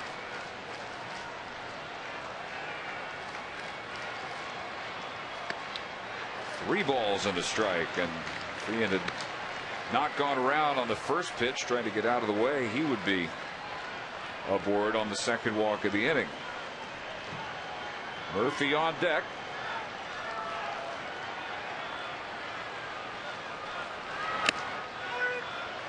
Out in there to fill the count against Ian.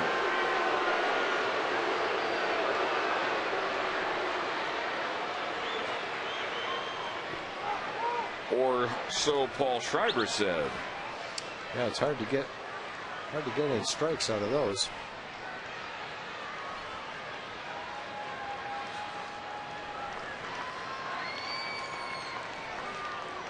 The 30th pitch of the inning is ball 4. Blaylock down to second,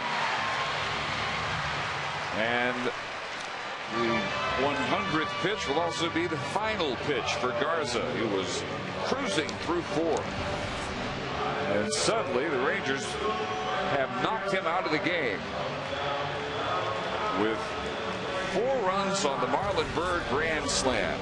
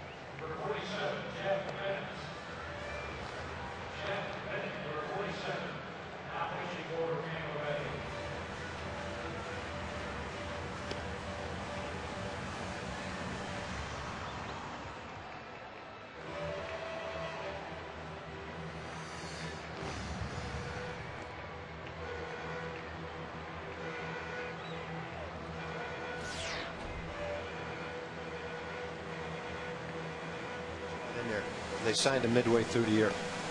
It's in right here.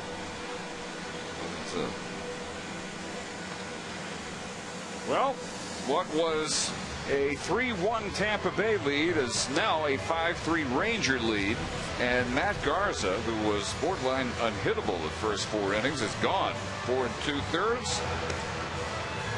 And 6 hits, 4 of those here in the 5th inning. 8 strikeouts, 3 walks, 2 of those as well here in the inning. He gives way to Jeff Bennett, 9th appearance of the year. Signed August 1st, 2 days after he was released from Atlanta. 2-4 with a 3.18 ERA and 33 outings for the Braves before a fracture to his left hand, his non-throwing hand, requiring surgery, putting him on DL in late June. Last 3 years with the Braves. Last year, career high 72 appearances. He was 3-7, a 3.70 ERA and 3 saves. That's a pretty good season last year to have. Better than the 1 loss would indicate. That ERA. David Murphy 0 for 2 against Garza. A good inning for the Rangers against a guy with great stuff. It's going to fall in left center field. And behind Blaylock, Kinsler scores on a 2-run double by Murphy. It is 7-3 Rangers. Well, that's a pretty good base running right there, and Ian really showed his speed.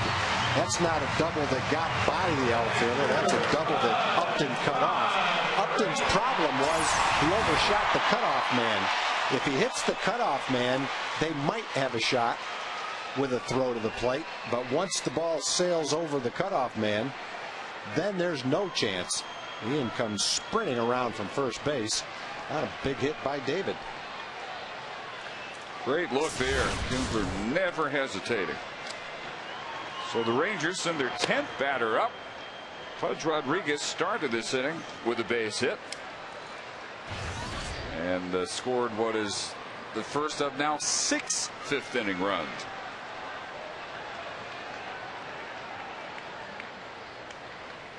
Well, you got to ask yourself, Tom, where were the at-bats like this? The Rangers were being shut out 4 out of 5 games. Yeah, I wish baseball worked that way. There's probably no answer to that question. They just weren't there, but they're there now. They come and go. They were there in Cleveland right before that bad streak started. Pudge has his second base hit of the inning. The throw by Upton. Not in time. Murphy sliding through the tag of Greg Zaun. 8-3 Texas. Upton's got a great arm in center field. One of the better arms you'll see from a center fielder. He makes a good throw. But again, good base running. Get a good jump from second. Cut the corner at third base cleanly. And then a good hard slide into the plate. Allows David to go through the tag. Boy, luckily he didn't break his leg on that bat. And Pudge started it all off with a single, and we'll see if he ended it all with a single. Chris Davis doubled and scored his first time up this inning. Around the bat and around Zaun. He's got a piece of Murphy. Too late. Well, the Rangers loaded him up. Then Garza got the line drive to right and the strikeout. 2 outs, bases loaded. And since that time, it's been home run, single, walk, double, single. The floodgates have opened up when it looked like Garza might get out of the inning and still hold on to a 3-1 lead. But boy, the Rangers have turned that around with 2 outs. 2-1 to Davis.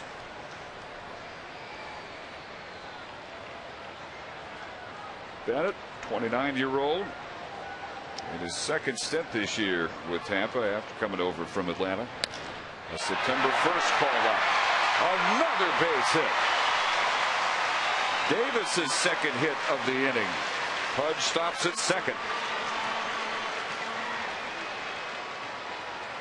And all this with 2 outs. 6 straight Rangers have reached after Hamilton struck out for the second out of the inning. The Rangers have hit some pretty good pitches too. It's not the case of all these pitches being grooved right down the center of the strike zone. They've hit some pretty good pitches. They can't swing the bats a whole lot better than they've been swinging them this inning.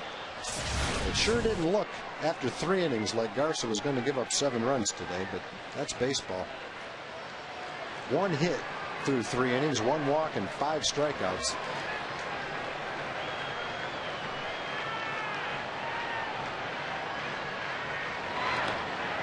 Bourbon batting now for the 4th time.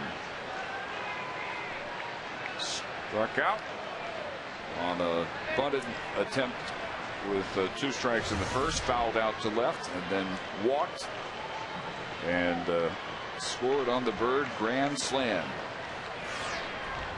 7 runs charged to Matt Garza, the most since his 3rd outing of the year, April 19th against the White Sox in 5 2/3.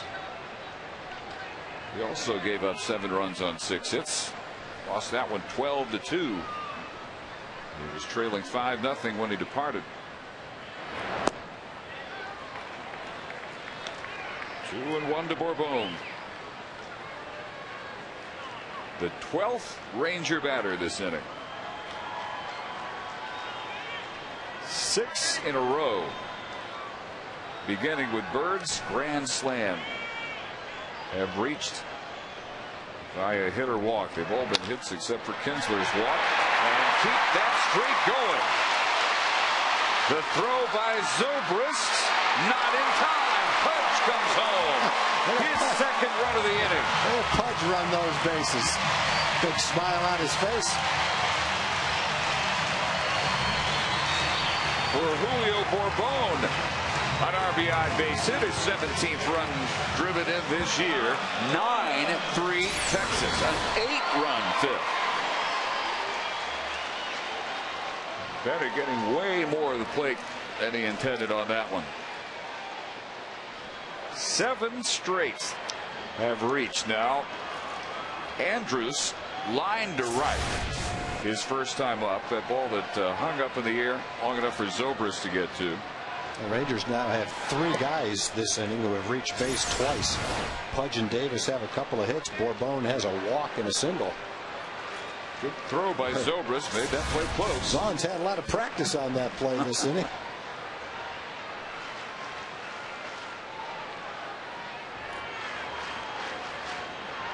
Well, Bennett so far has been gasoline on the flame.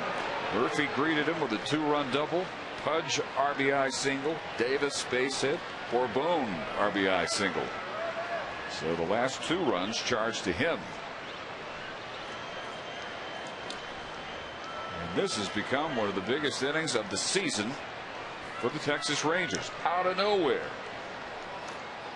2 hits through the first 4 innings against Garza. Paul Nauert says he did not go, and it's 3-0.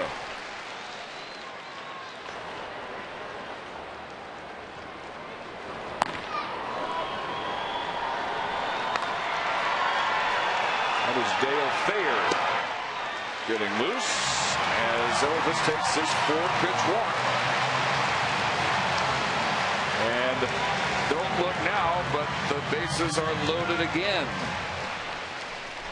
And Josh Hamilton will get a chance to get his first hit and join the party. He's 0 for 3 with a fly to center and 2 strikeouts. Well, Garza threw his best pitch of the game, that hard curveball that struck out Josh to make 2 outs in the 5th inning. He just had the feeling that he was getting it back together after loading the bases with nobody out, but it never happened. Thanks to Marlon Byrd. That is a very apt warning this inning. April 15th was the previous 8-run inning against Baltimore, the 4th inning that game. The 5th inning tonight against Tampa Bay. Seems endless, but in a good way, unless you're Matt Garza or Jeff Bennett. And now we'll see if Josh Hamilton can contribute as much as he would like to. That has not been the case so far in the 2 games. since he pronounced himself ready to go. Coming back from the pinched nerve in his back, he is 0 for 7 last night and tonight.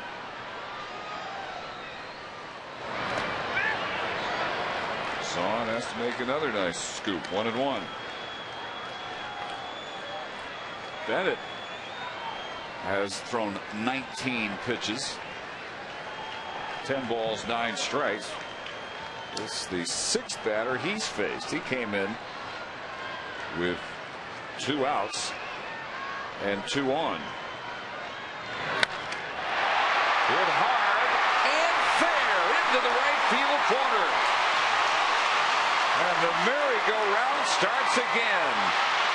Davis, Bourbon, both come home. Andrews comes home. Josh Hamilton has cleared the bases with a double. That's the 3rd time Zahn has had someone crash into him at the plate and be just a hair late making the tag for the 3rd out. And he might go 2 weeks without having this happen. He's having it happen 3 times in 1 inning. Well, now the biggest Ranger inning of the year and one of the biggest in their history on 11-run 5th. And it's 12-3. And here again, Marlon Byrd has homered his last 2 at-bats. Solo shot leading off the 4th had been the only Ranger offense until his grand slam kicked off this amazing bottom of the 5th. You love to hit that ball with a guy like Elvis on first base, a guy like Ian on first base, because you know you're going to pick up that extra RBI the way they can run. 6 runs have scored since that grand slam. Ian scored from first on the double by Murphy on a close play at the plate, and now Elvis has just done the same thing. 7 runs, beg your pardon. Blaylock, Kinsler, Murphy, Pudge, Davis, Bourbon, Andrews, all since that grand slam. That was the solo in the 4th, and that his 6th career slam to kick off this madness. That's 7 straight batters have reached against Bennett. And now Joe Maddon's going to have to come out and get him. He did not retire a batter. Gave up 5 hits and walked 2. And the last 5 runs are his here in the 5th. So Dale Fair will come on and try to get the elusive 3rd out.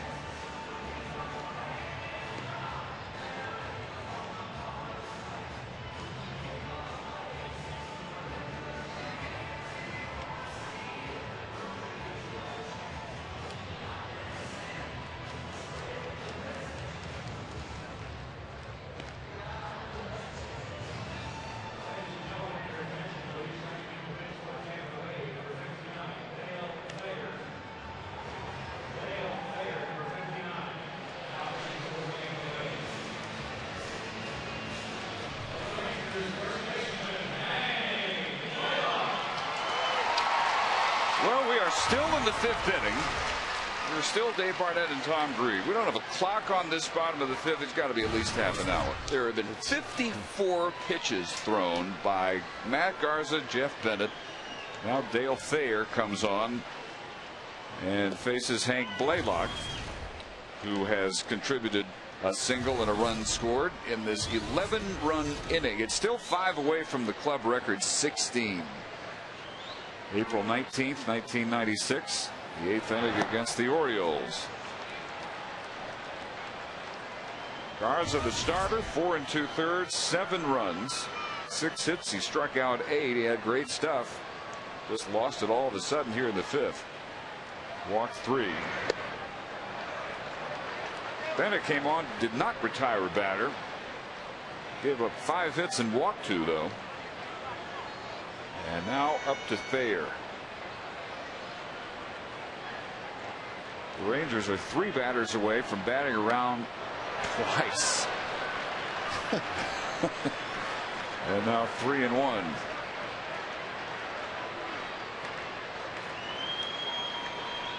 Six Rangers have hit twice here in the 5th. Blaylock now the 7th with his second plate appearance this inning.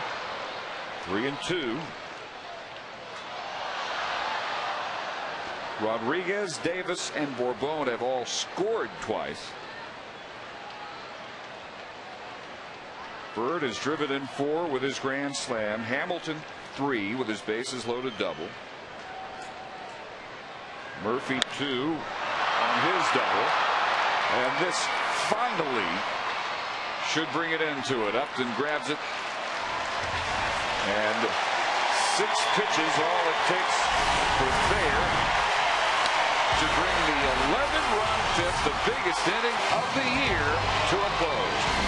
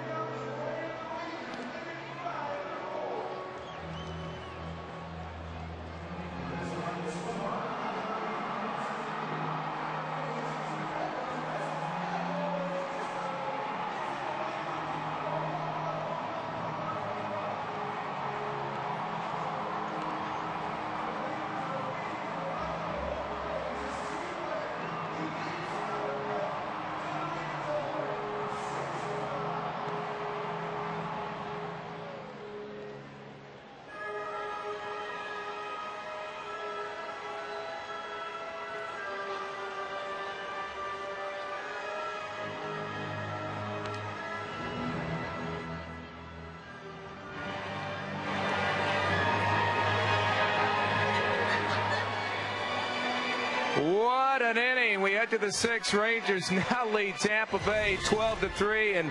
And guess what, guys? Dave and Tom, I tell you what, one big Ranger fan here. This is Trevor Treadaway along with his family.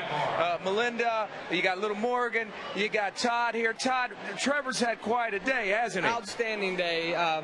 He actually got to take a couple of swings with Omar Vizquel, and he met David Murphy, and just outstanding hospitality through the Texas Rangers. And this was all brought about due to what?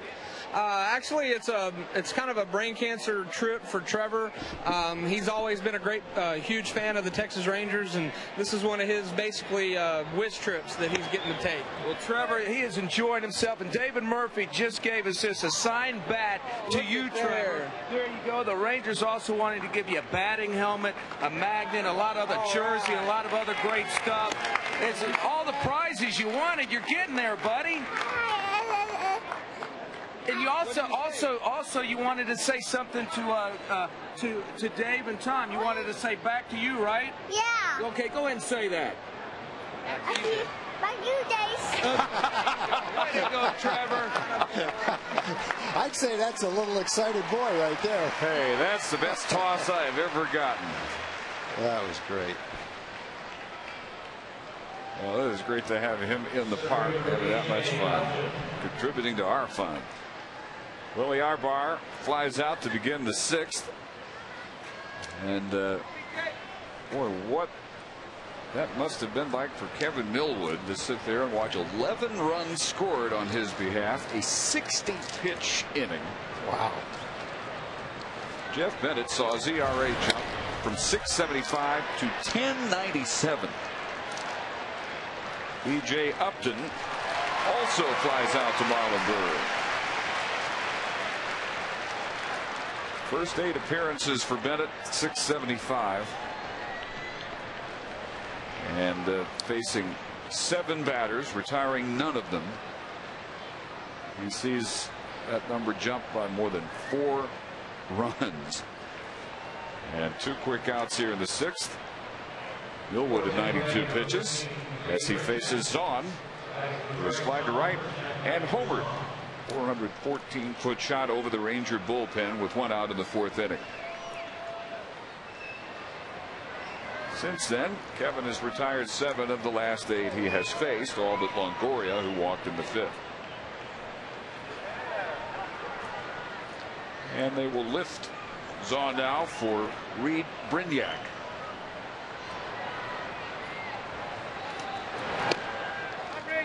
Pinch hitter who takes outside. Brignac up from AAA Durham September 3rd. This is his 3rd stint with the Rays this year.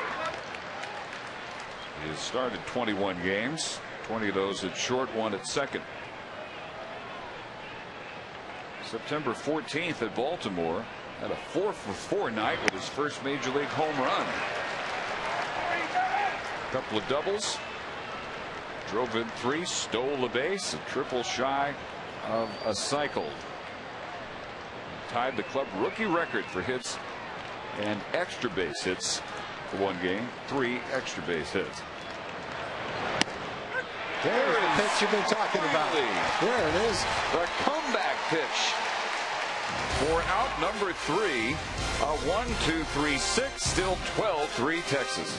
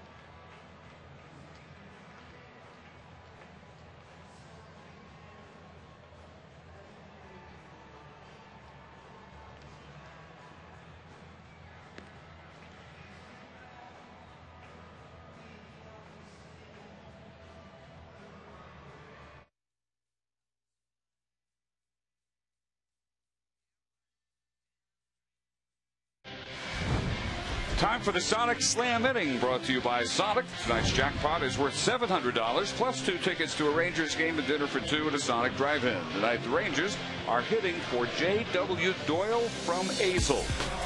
If a Ranger hits a grand slam during this inning, oh man, just 1 inning too late. J.W. Doyle, if it happens again, will win $25,000. You can register at any North Texas Sonic restaurant. 6th inning, 12-3 Texas. After the biggest Ranger inning of the year by 3 runs. 11 runs on 9 hits against 3 pitchers. They chased Garza and Jeff Bennett before Dale Thayer came on to get Blaylock to fly to center, and finally on the 60th pitch of the inning bring it to a close. Ian Kinsler contributed a walk and a run scored. He is 0 for 2 with a fly to left and a strikeout. He was the 7th of Matt Garza's 8 strikeouts in his 4 2/3.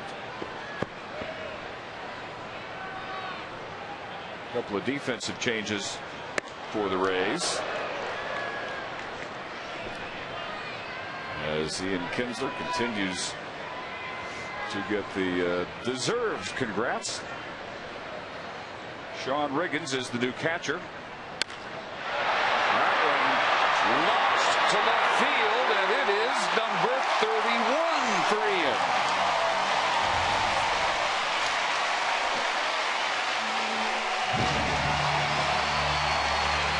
So make it 13-3, and J.W. Doyle from Azle is a winner. $700. 2 tickets to a Rangers game and dinner for 2 at a Sonic drive-in, as Ian Kinsler delivers an Art Sonic slam inning.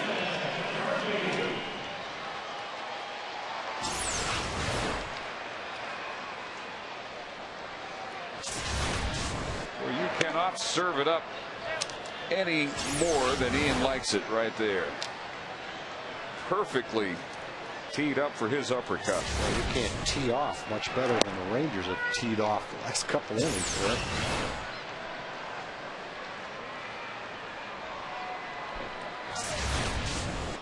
Couple of rows deep. And now 1 and 2 to Murphy, who greeted Jeff Bennett with a 2-run double.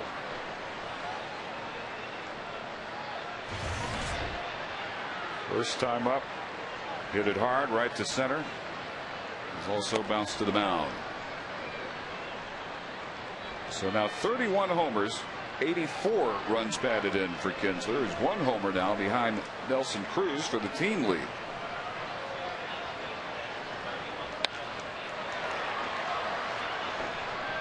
Iwamura handles that one for the first out.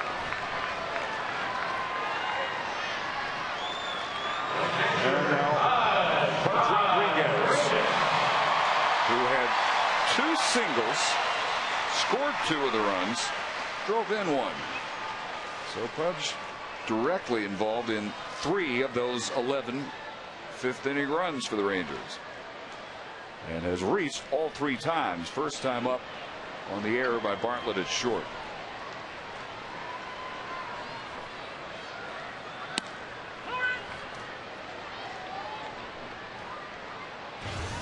Three homers for the Rangers tonight.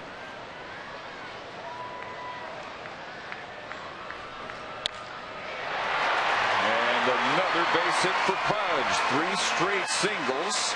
He had gone 4 for 27 before these last 3 at bats. Yeah, three hard hit balls too.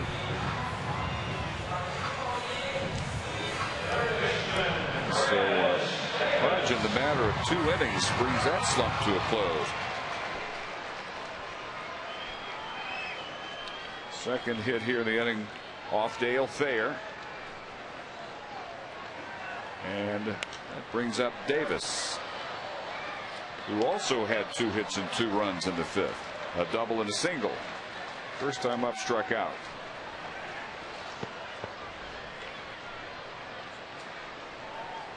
For Thayer, this is his first outing in 2 weeks. September 12th at Boston.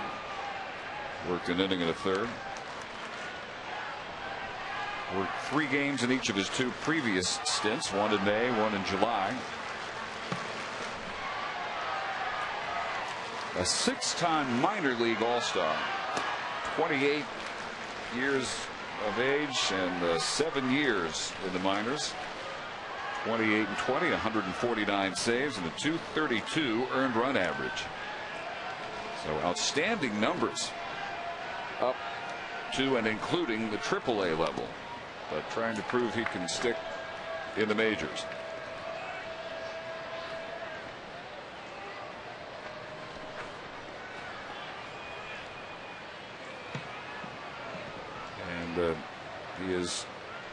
0-0 with a save and an ERA of 4. This is 8th outing. That one, I think, hit on a hop and lands fair. Pudge all the way to third. The throw way offline. We have got to see this again. I think it hit the ground. I think he hit it on a hop. I do too. And I have never seen that.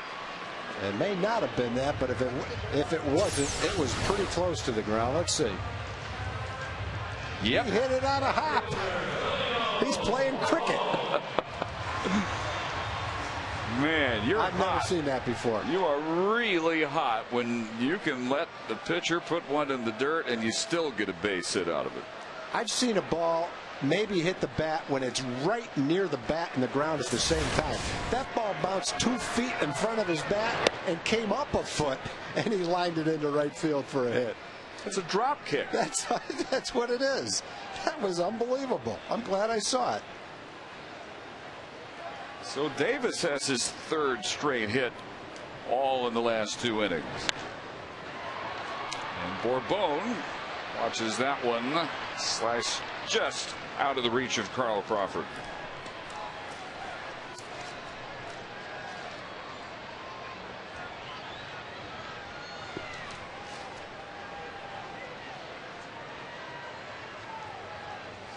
There's a few other defensive changes than we were originally given. They have moved Ibar from 1st to 3rd.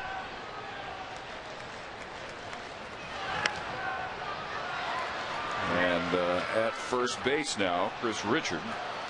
We've got Fernando Perez out in left, Kapler in right, Brignac at short, and now Ibar at 3rd. So there's only a couple of guys. Iwamura and Upton are the only guys left at their positions right now, their original positions.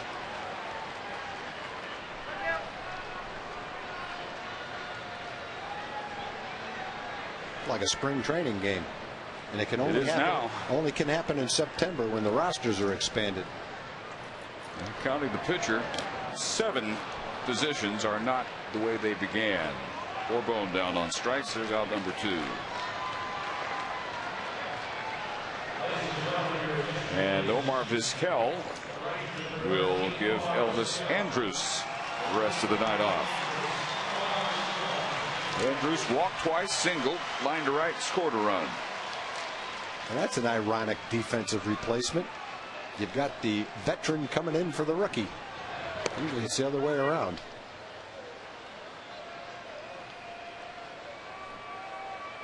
Omar, 269 with a home run, 12 runs batted in. Flawless defense at 3 different positions. And at age 42 has already decided that he will come back and play next year. And a lot of folks that hope he will return here to Arlington. Well, I know we're 2 of them that hope he comes back.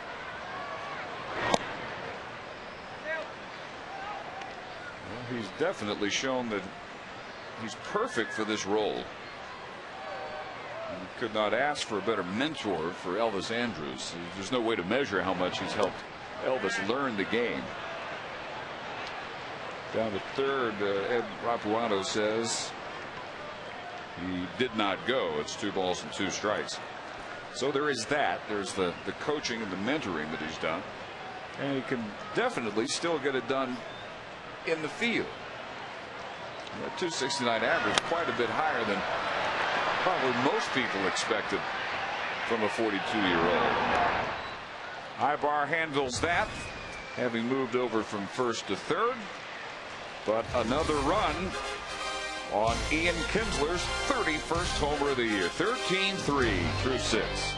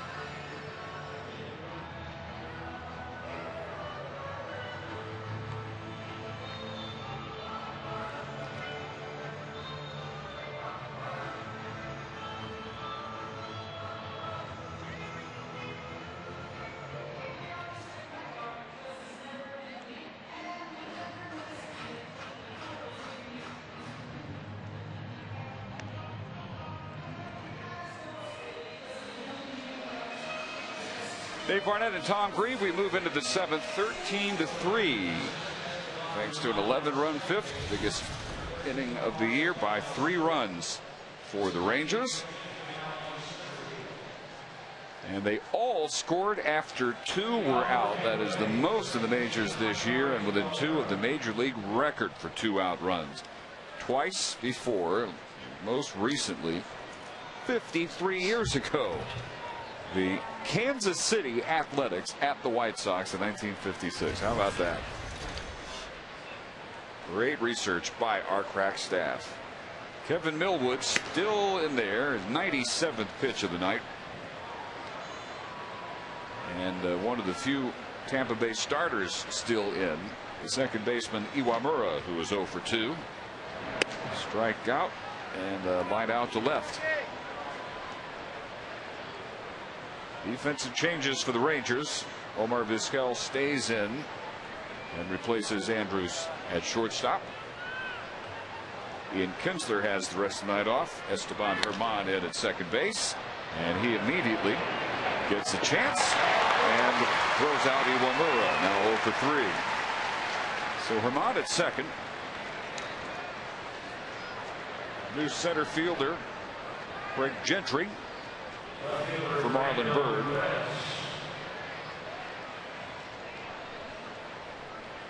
And now in the number 1 spot, previously occupied by Jason Bartlett, Fernando Perez, who replaced Carl Crawford in left, but not batting in Crawford's number 2 slot. That would make things too simple. Yeah. Kapler's going to be hitting that spot.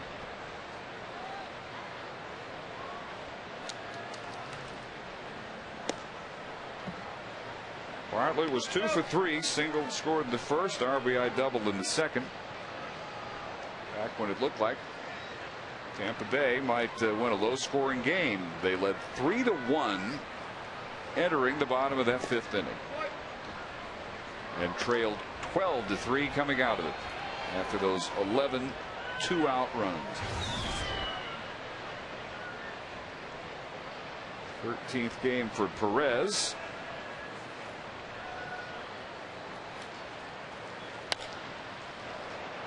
And a diving stop by Vizquel. Throw a little bit late. Well, unfortunately, it was a fast runner. Otherwise, it's a spectacular out for Omar. Yeah, just the ability to still get to balls like that in his 40s is what's amazing. Watch how quickly he still gets up and still got something on that throw, too. Well, it would just be terrific to see him back in a Ranger uniform next year. I like his energy. I like Pudge's energy. You know Marlon Byrd's got that kind of energy. You just hope business-wise and baseball-wise it works for all 3 of those guys to come back. Here's Gabe Kapler, former Ranger. Last night's right field starter, who hit his 7th home run of the year, leading off the 3rd inning.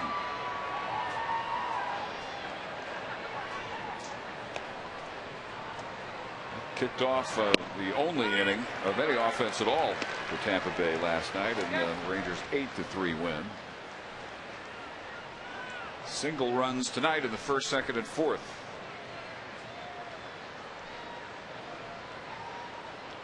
Millwood now at 105 pitches.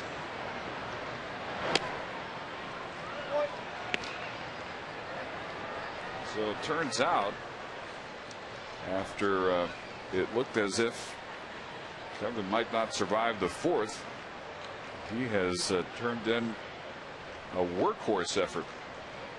A lot like what we saw out of him the first 3 months of the season.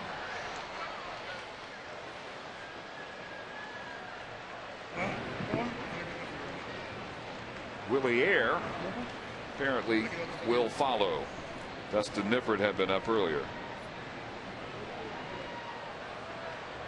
Second outing this month of 100+ pitches for Millwood. Crawford, while he was in there, 2 for 3. Single in the first, thrown out at the plate on a 1-2-3 double play, which was key in limiting Tampa Bay to just 1 run, and then an infield single in the second. Double play ball here with a nice stretch by Blaylock. 6-4-3, Vizquel, Herman, Blaylock. Stretch time in Arlington, 13-3 Texas.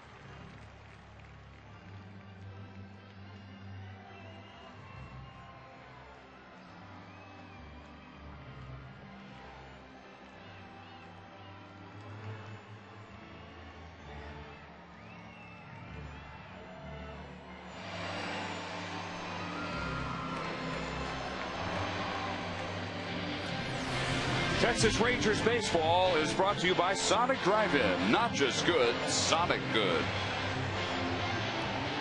In the bottom of the 7th, pitcher number 4 for the Tampa Bay Rays, the left-hander Ryan Schaus. Brian is a former Ranger and a great guy. Brian did so much for the Rangers off the field in the offseason as far as community relations go. Great to see him enjoy a solid big league career. I remember the year that Brian had missed being eligible for salary arbitration by something like 2 days or 1 day, which cost him somewhere around $1 million in his contract.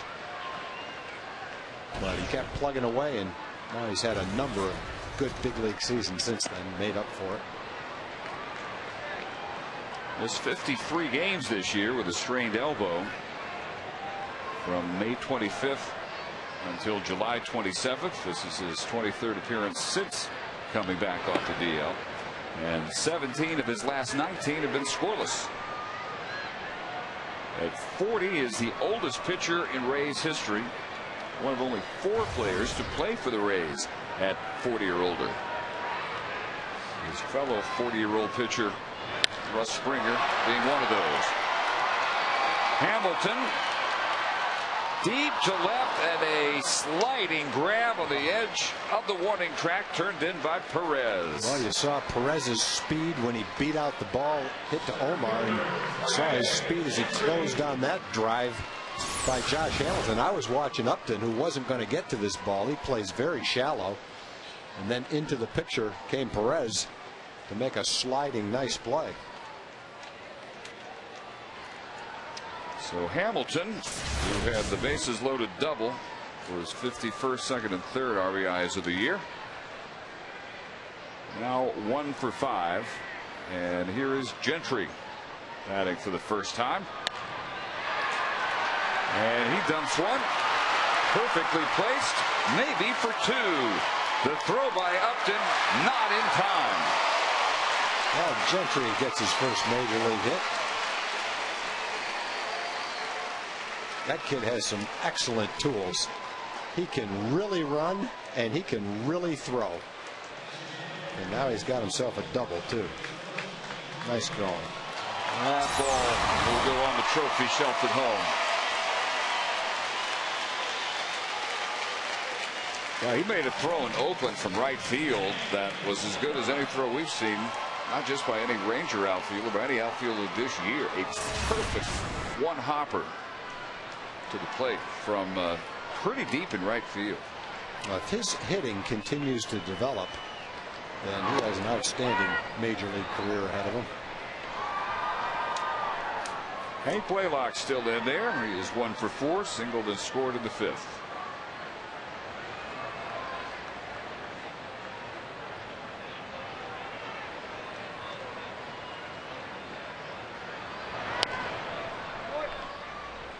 And now 0-2.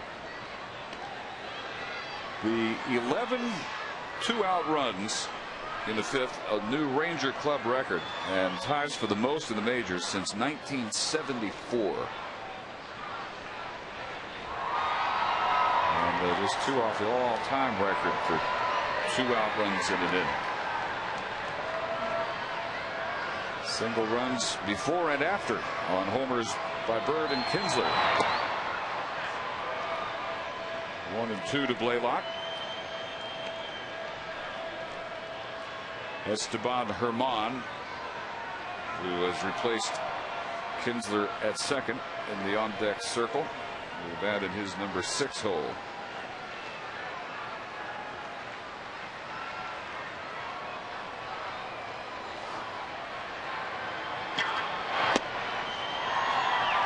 Two and 2. 13 runs on 15 Ranger hits. 9 of those in the 5th inning. 1 error, 7 left. All smiles in that dugout now. Especially the guys who have the rest of the night off.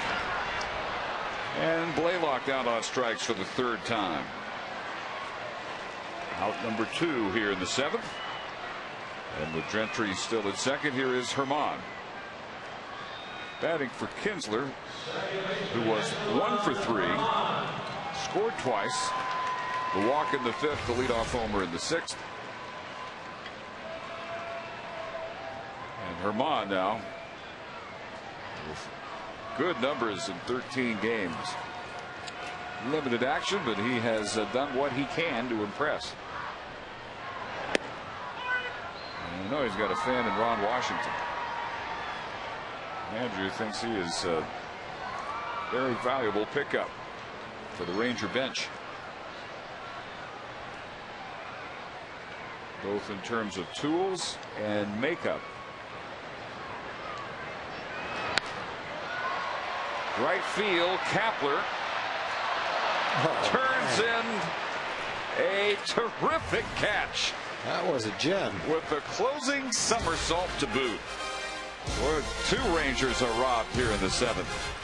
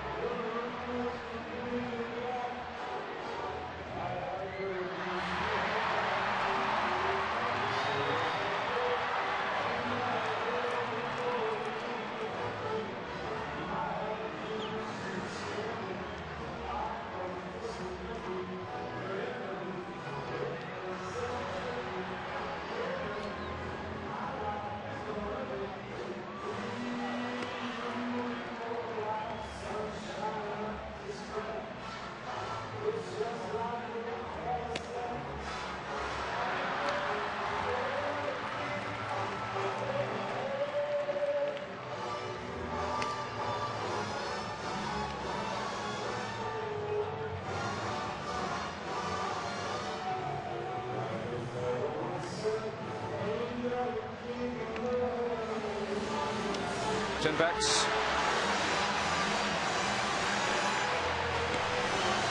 In a game in which the Rangers lead by 10, a reminder that 10 packs offer 10 vouchers redeemable in any combination for 2010 regular season home games, excluding opening day.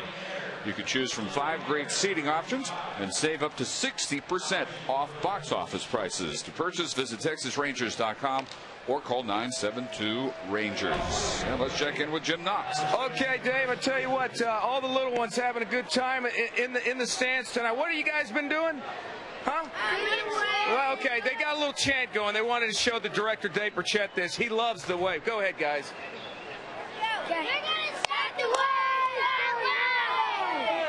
We're gonna start the wave! We're gonna start the wave! We're gonna start the wave! We're gonna start the wave! 1, 2, 1, 2, 3. They got the whole stands doing this. Very nice. There we go. That's one for you, Dave, in the truck. I know you love that. Willie Air is on with Jim Knox. That is his place. Those are his people. That's exactly right.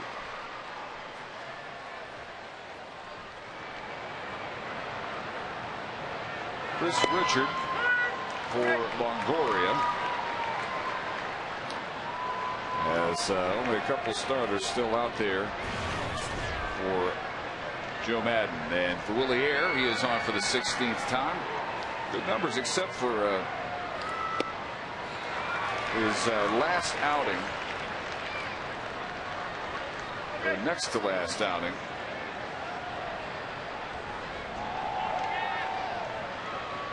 In Oakland, in which he threw 15 pitches, got 1 out, gave up 6 base hits and 5 runs, and his ERA skyrocketed as a result of 4 days ago. Game 2 of the Oakland series. Otherwise, very solid in limited opportunities out of the Ranger bullpen.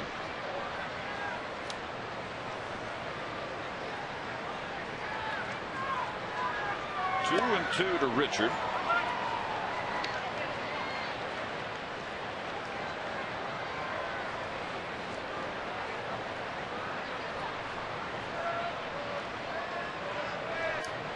"35-year-old backup first baseman, up from AAA Durham September 7th, when Carlos Pena saw his season come to an end with the fractured left hand. First major league action in 6 years for Richard, since he played 19 games with Colorado in 2003. His 8th game, most of which have been like this, as a defensive replacement. And Willie Air starts the 8th with a strikeout. A good game for Kevin, too. 7 innings, only 2 earned runs, another quality start. Back-to-back 7-inning outings since he took the 9 days between starts, worked on the side with Mike Maddox, come back and pitch 2 strong games. Well, the most impressive part of this one, unlike Monday, where he really rolled from the get-go, was not the case tonight. He had to battle himself a little bit, especially the first inning. Sean Riggins flies out to Murphy in right. 2 out of the 8th. And Pat Burrell still the DH. 0 for 3. Maybe the biggest at bat of the game early, with the bases loaded, 1 run in. On the bases loaded walk to Ben Zobrist, he hit into a 1-2-3 double play. Back to Millwood, then home to first.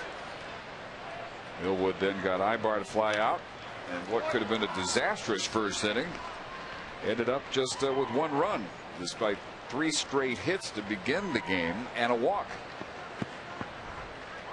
And after that, an unearned run in the 2nd. Greg Zaun's solo home run in the 4th. That has been it for the Tampa Bay offense. 3 runs for the 2nd straight night. And Air jumps out, 0-2 ahead of Burrow. At 0 for 7 now in this series.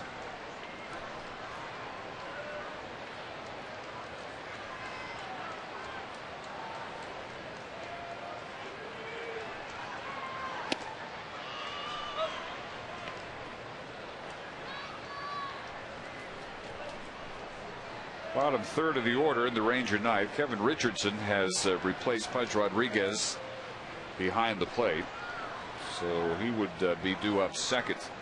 David Murphy due to lead off. But who knows? Ron Washington may let a pitcher bat at this point. I don't think he'll let a position player pitch.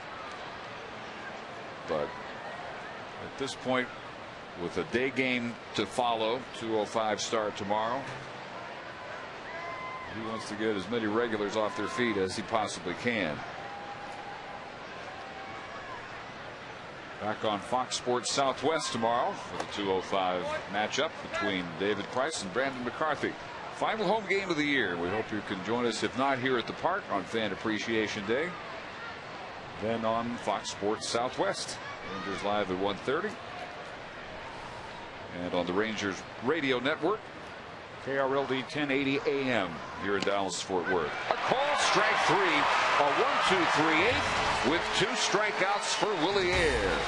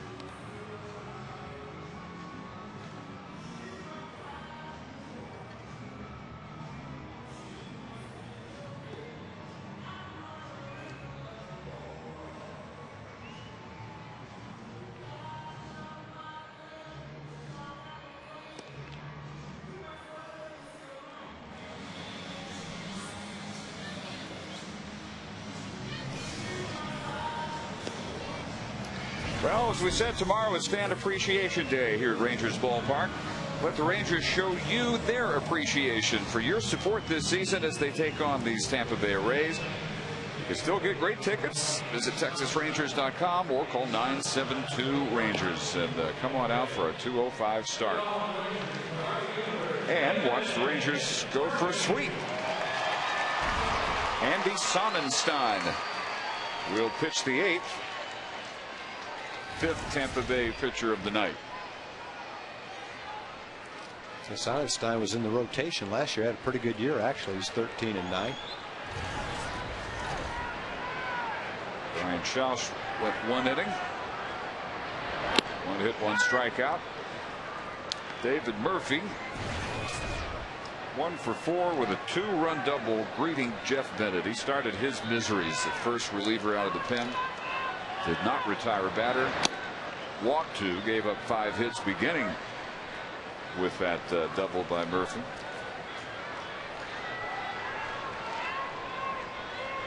So he drove in the 5th and 6th runs and scored the 7th of the 11 that the Rangers brought home in the 5th.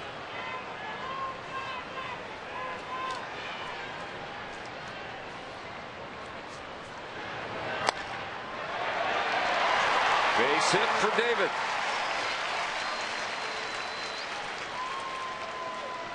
So a multi-hit game for a multitude of Rangers. And now Kevin Richardson and Pudge Rodriguez given the rest of the night off after a 3-hit, 2-run, 1 RBI night. And this after he entered the game 4 for 26 over his last 8 games. Base hit for Richardson.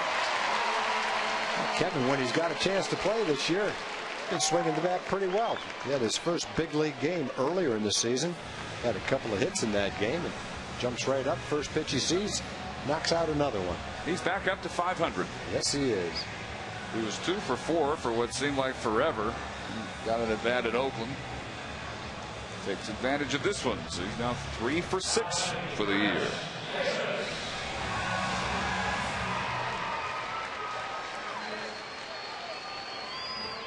Chris Davis still in the game. Some Rangers still paying attention. Not everybody.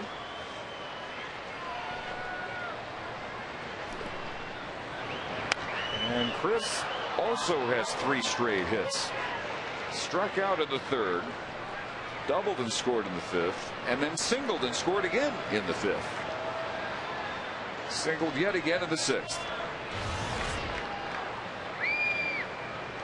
Rangers are 2 hits away from tying their season high 19 against Baltimore here on April the 15th.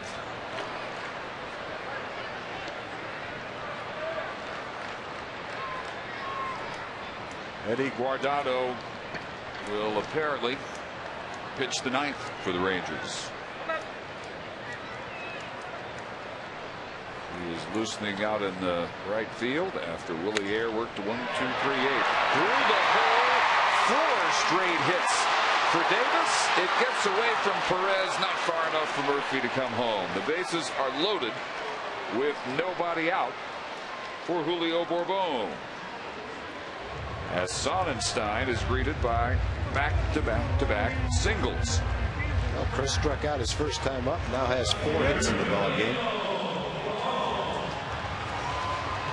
And Dave is not going to try to score runs with a 10-run lead late in the game like he normally would early in the game. I think he show a little bit of restraint.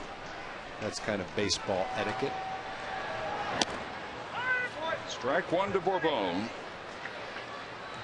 who has struck out twice, walked, driven in a run with a base hit, scored twice. Both those runs in the 5th. 3 Rangers scored twice in the 5th inning. Rodriguez, Davis, and Bourbon.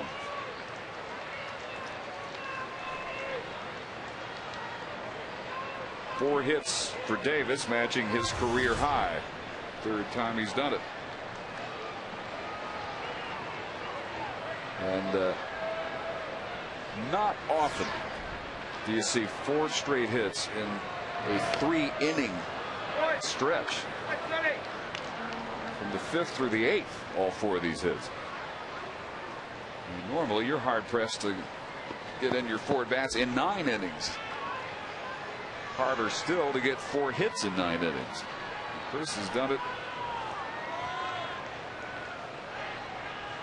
in 4 innings. That one right at Richard at first. High throw, so only 1 out at second base. Davis is forced while Murphy comes home to make it 14-3. And the 2nd run batted in tonight for Bourbon, up to 18 out for the year. He's aboard on the fielder's choice. Richardson at 3rd. And Omar Vizquel batting for the 2nd time.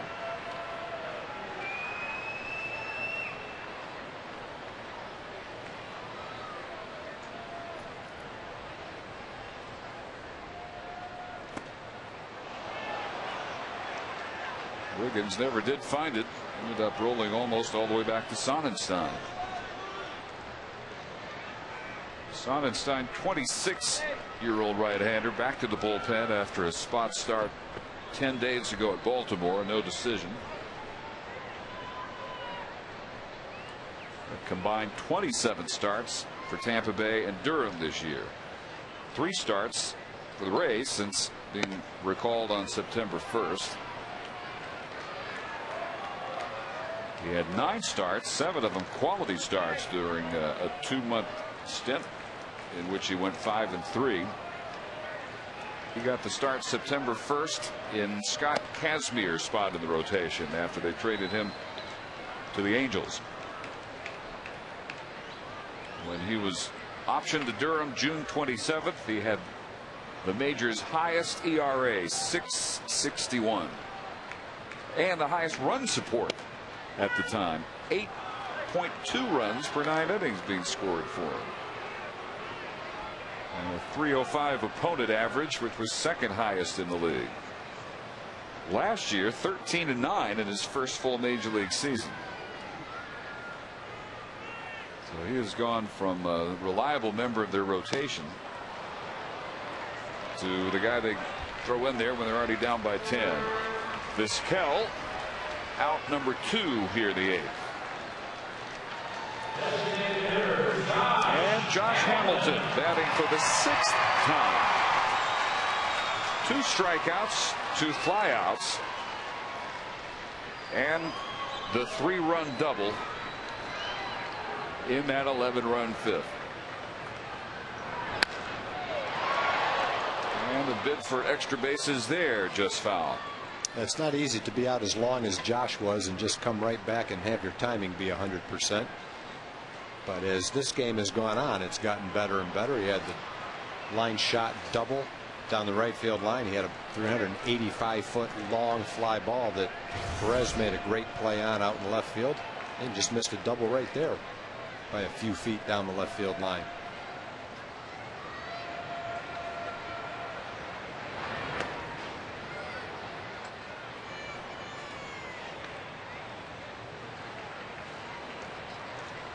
Fifth inning out at Anaheim, 9-6 Angels over Oakland. He's making a bit of a comeback there. Magic number for the Angels, 4 to clinch the West against the Rangers. Rangers win here.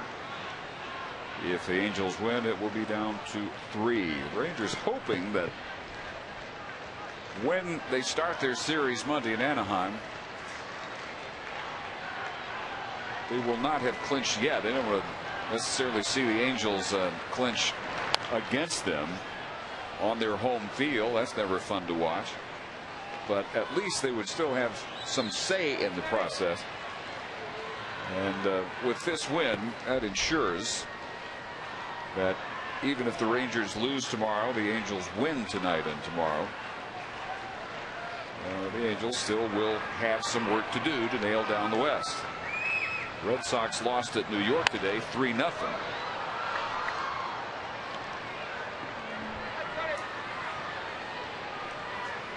Strong outings by both CC Sabathia and Mariano Rivera in that shutout for the Yankees. So the Red Sox fall to 91-63. They will be 6 games ahead of the Rangers when this is in the books. 6 games up with 8 left.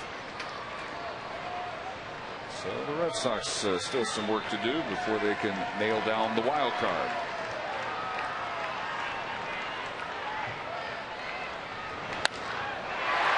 Solid shot deep left center field, off the wall, almost a home run for Hamilton. That almost knocked the fence down. That was a rocket. And 3 hard hit balls for Josh. His last 3 times up. 2 of them to left center field.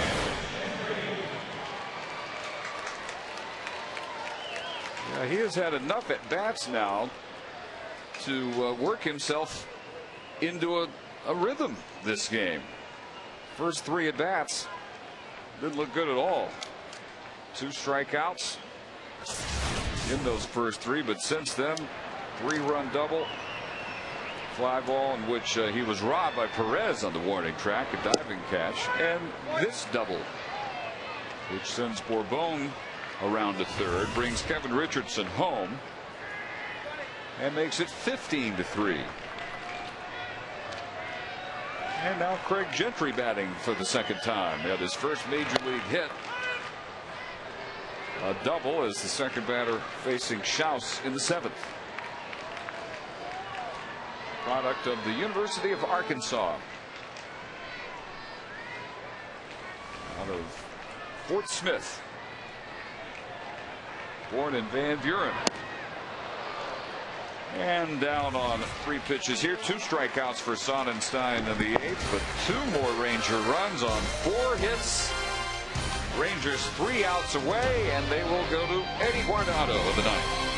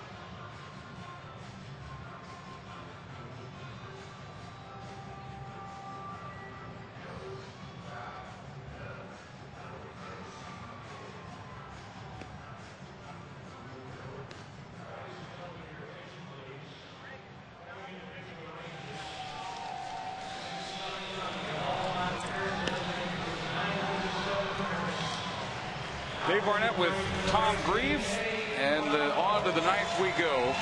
15-3 Rangers, and Eddie Guardado, who has announced that barring an unexpected change of heart, this will be it for his career. His 47th outing, 1-2, 446 earned run average, and this is 907th appearance. He tied Cy Young Monday for 21st on the all-time list, and now he holds down that spot by himself. And since he made the announcement that he did not expect to come back next year, the plaudits have come forth from his teammates, his fellow pitchers especially, and from Ron Washington, all saluting him as one of the consummate pros, a terrific mentor, not just for the pitchers, says Ron Washington. This shows everybody how you conduct yourself as a major leaguer, on and off the field, how to be a professional. You can't have a more complimentary nickname than Everyday Eddie. If you're a relief pitcher, you take the ball every day. He did that for a long time. Doesn't have traditional closer's stuff. Doesn't have a 95-mile-an-hour fastball. Doesn't have an unhittable splitter. Doesn't throw anything that, if you just watch one pitch, would light your eyes up. But he went out there with an attitude, and that attitude was enough to get a lot of hitters out. Went out there like he was the best, and he was for a long time. He sure was. Well, he fouls out Willie Ibar to begin the 9th. Ibar 0 for 4. Now B.J. Upton, two of the handful of Rays who have played this entire game. Upton scored their 2nd run after reaching on the mirror by Davis in the 2nd. He is 0 for 3. Want to let everybody know that in honor of Fan Appreciation Day, Rangers players and coaches will be greeting fans at the Rangers ballpark gates from 12:30 to 12:50 tomorrow afternoon. First pitch is 12:05, so get here an hour and a half early and tell the Rangers themselves how much you've enjoyed this season. And they in turn look forward to the chance to tell you how much they appreciate your support. That's if the rookies are still all in one piece. Michael Young and Elvis Andrews. That's like a nice slapstick act together. Rookie initiation right there. Michael saying, I got you for one more week, and then you won't be a rookie anymore. Upton grounds out to Herman at second. And up to Reed Brignac now to try and ignite a 12-run rally here in the ninth inning. If only there were cameras aboard the plane on rookie day last week. The flight out to Oakland. The costumes that they put those rookies in. I think the winner was Warner Madrigal in the hands down Baby Huey outfit. Complete with bonnet. Huge diaper, the biggest diaper you've ever seen in your life. Pacifier. And the tattoos, I think, went really well with the overall look. I liked his crying imitation that went right along with it. Yeah, that's how he wrapped up the flight. Just like a real baby at the end of the 3-hour flight.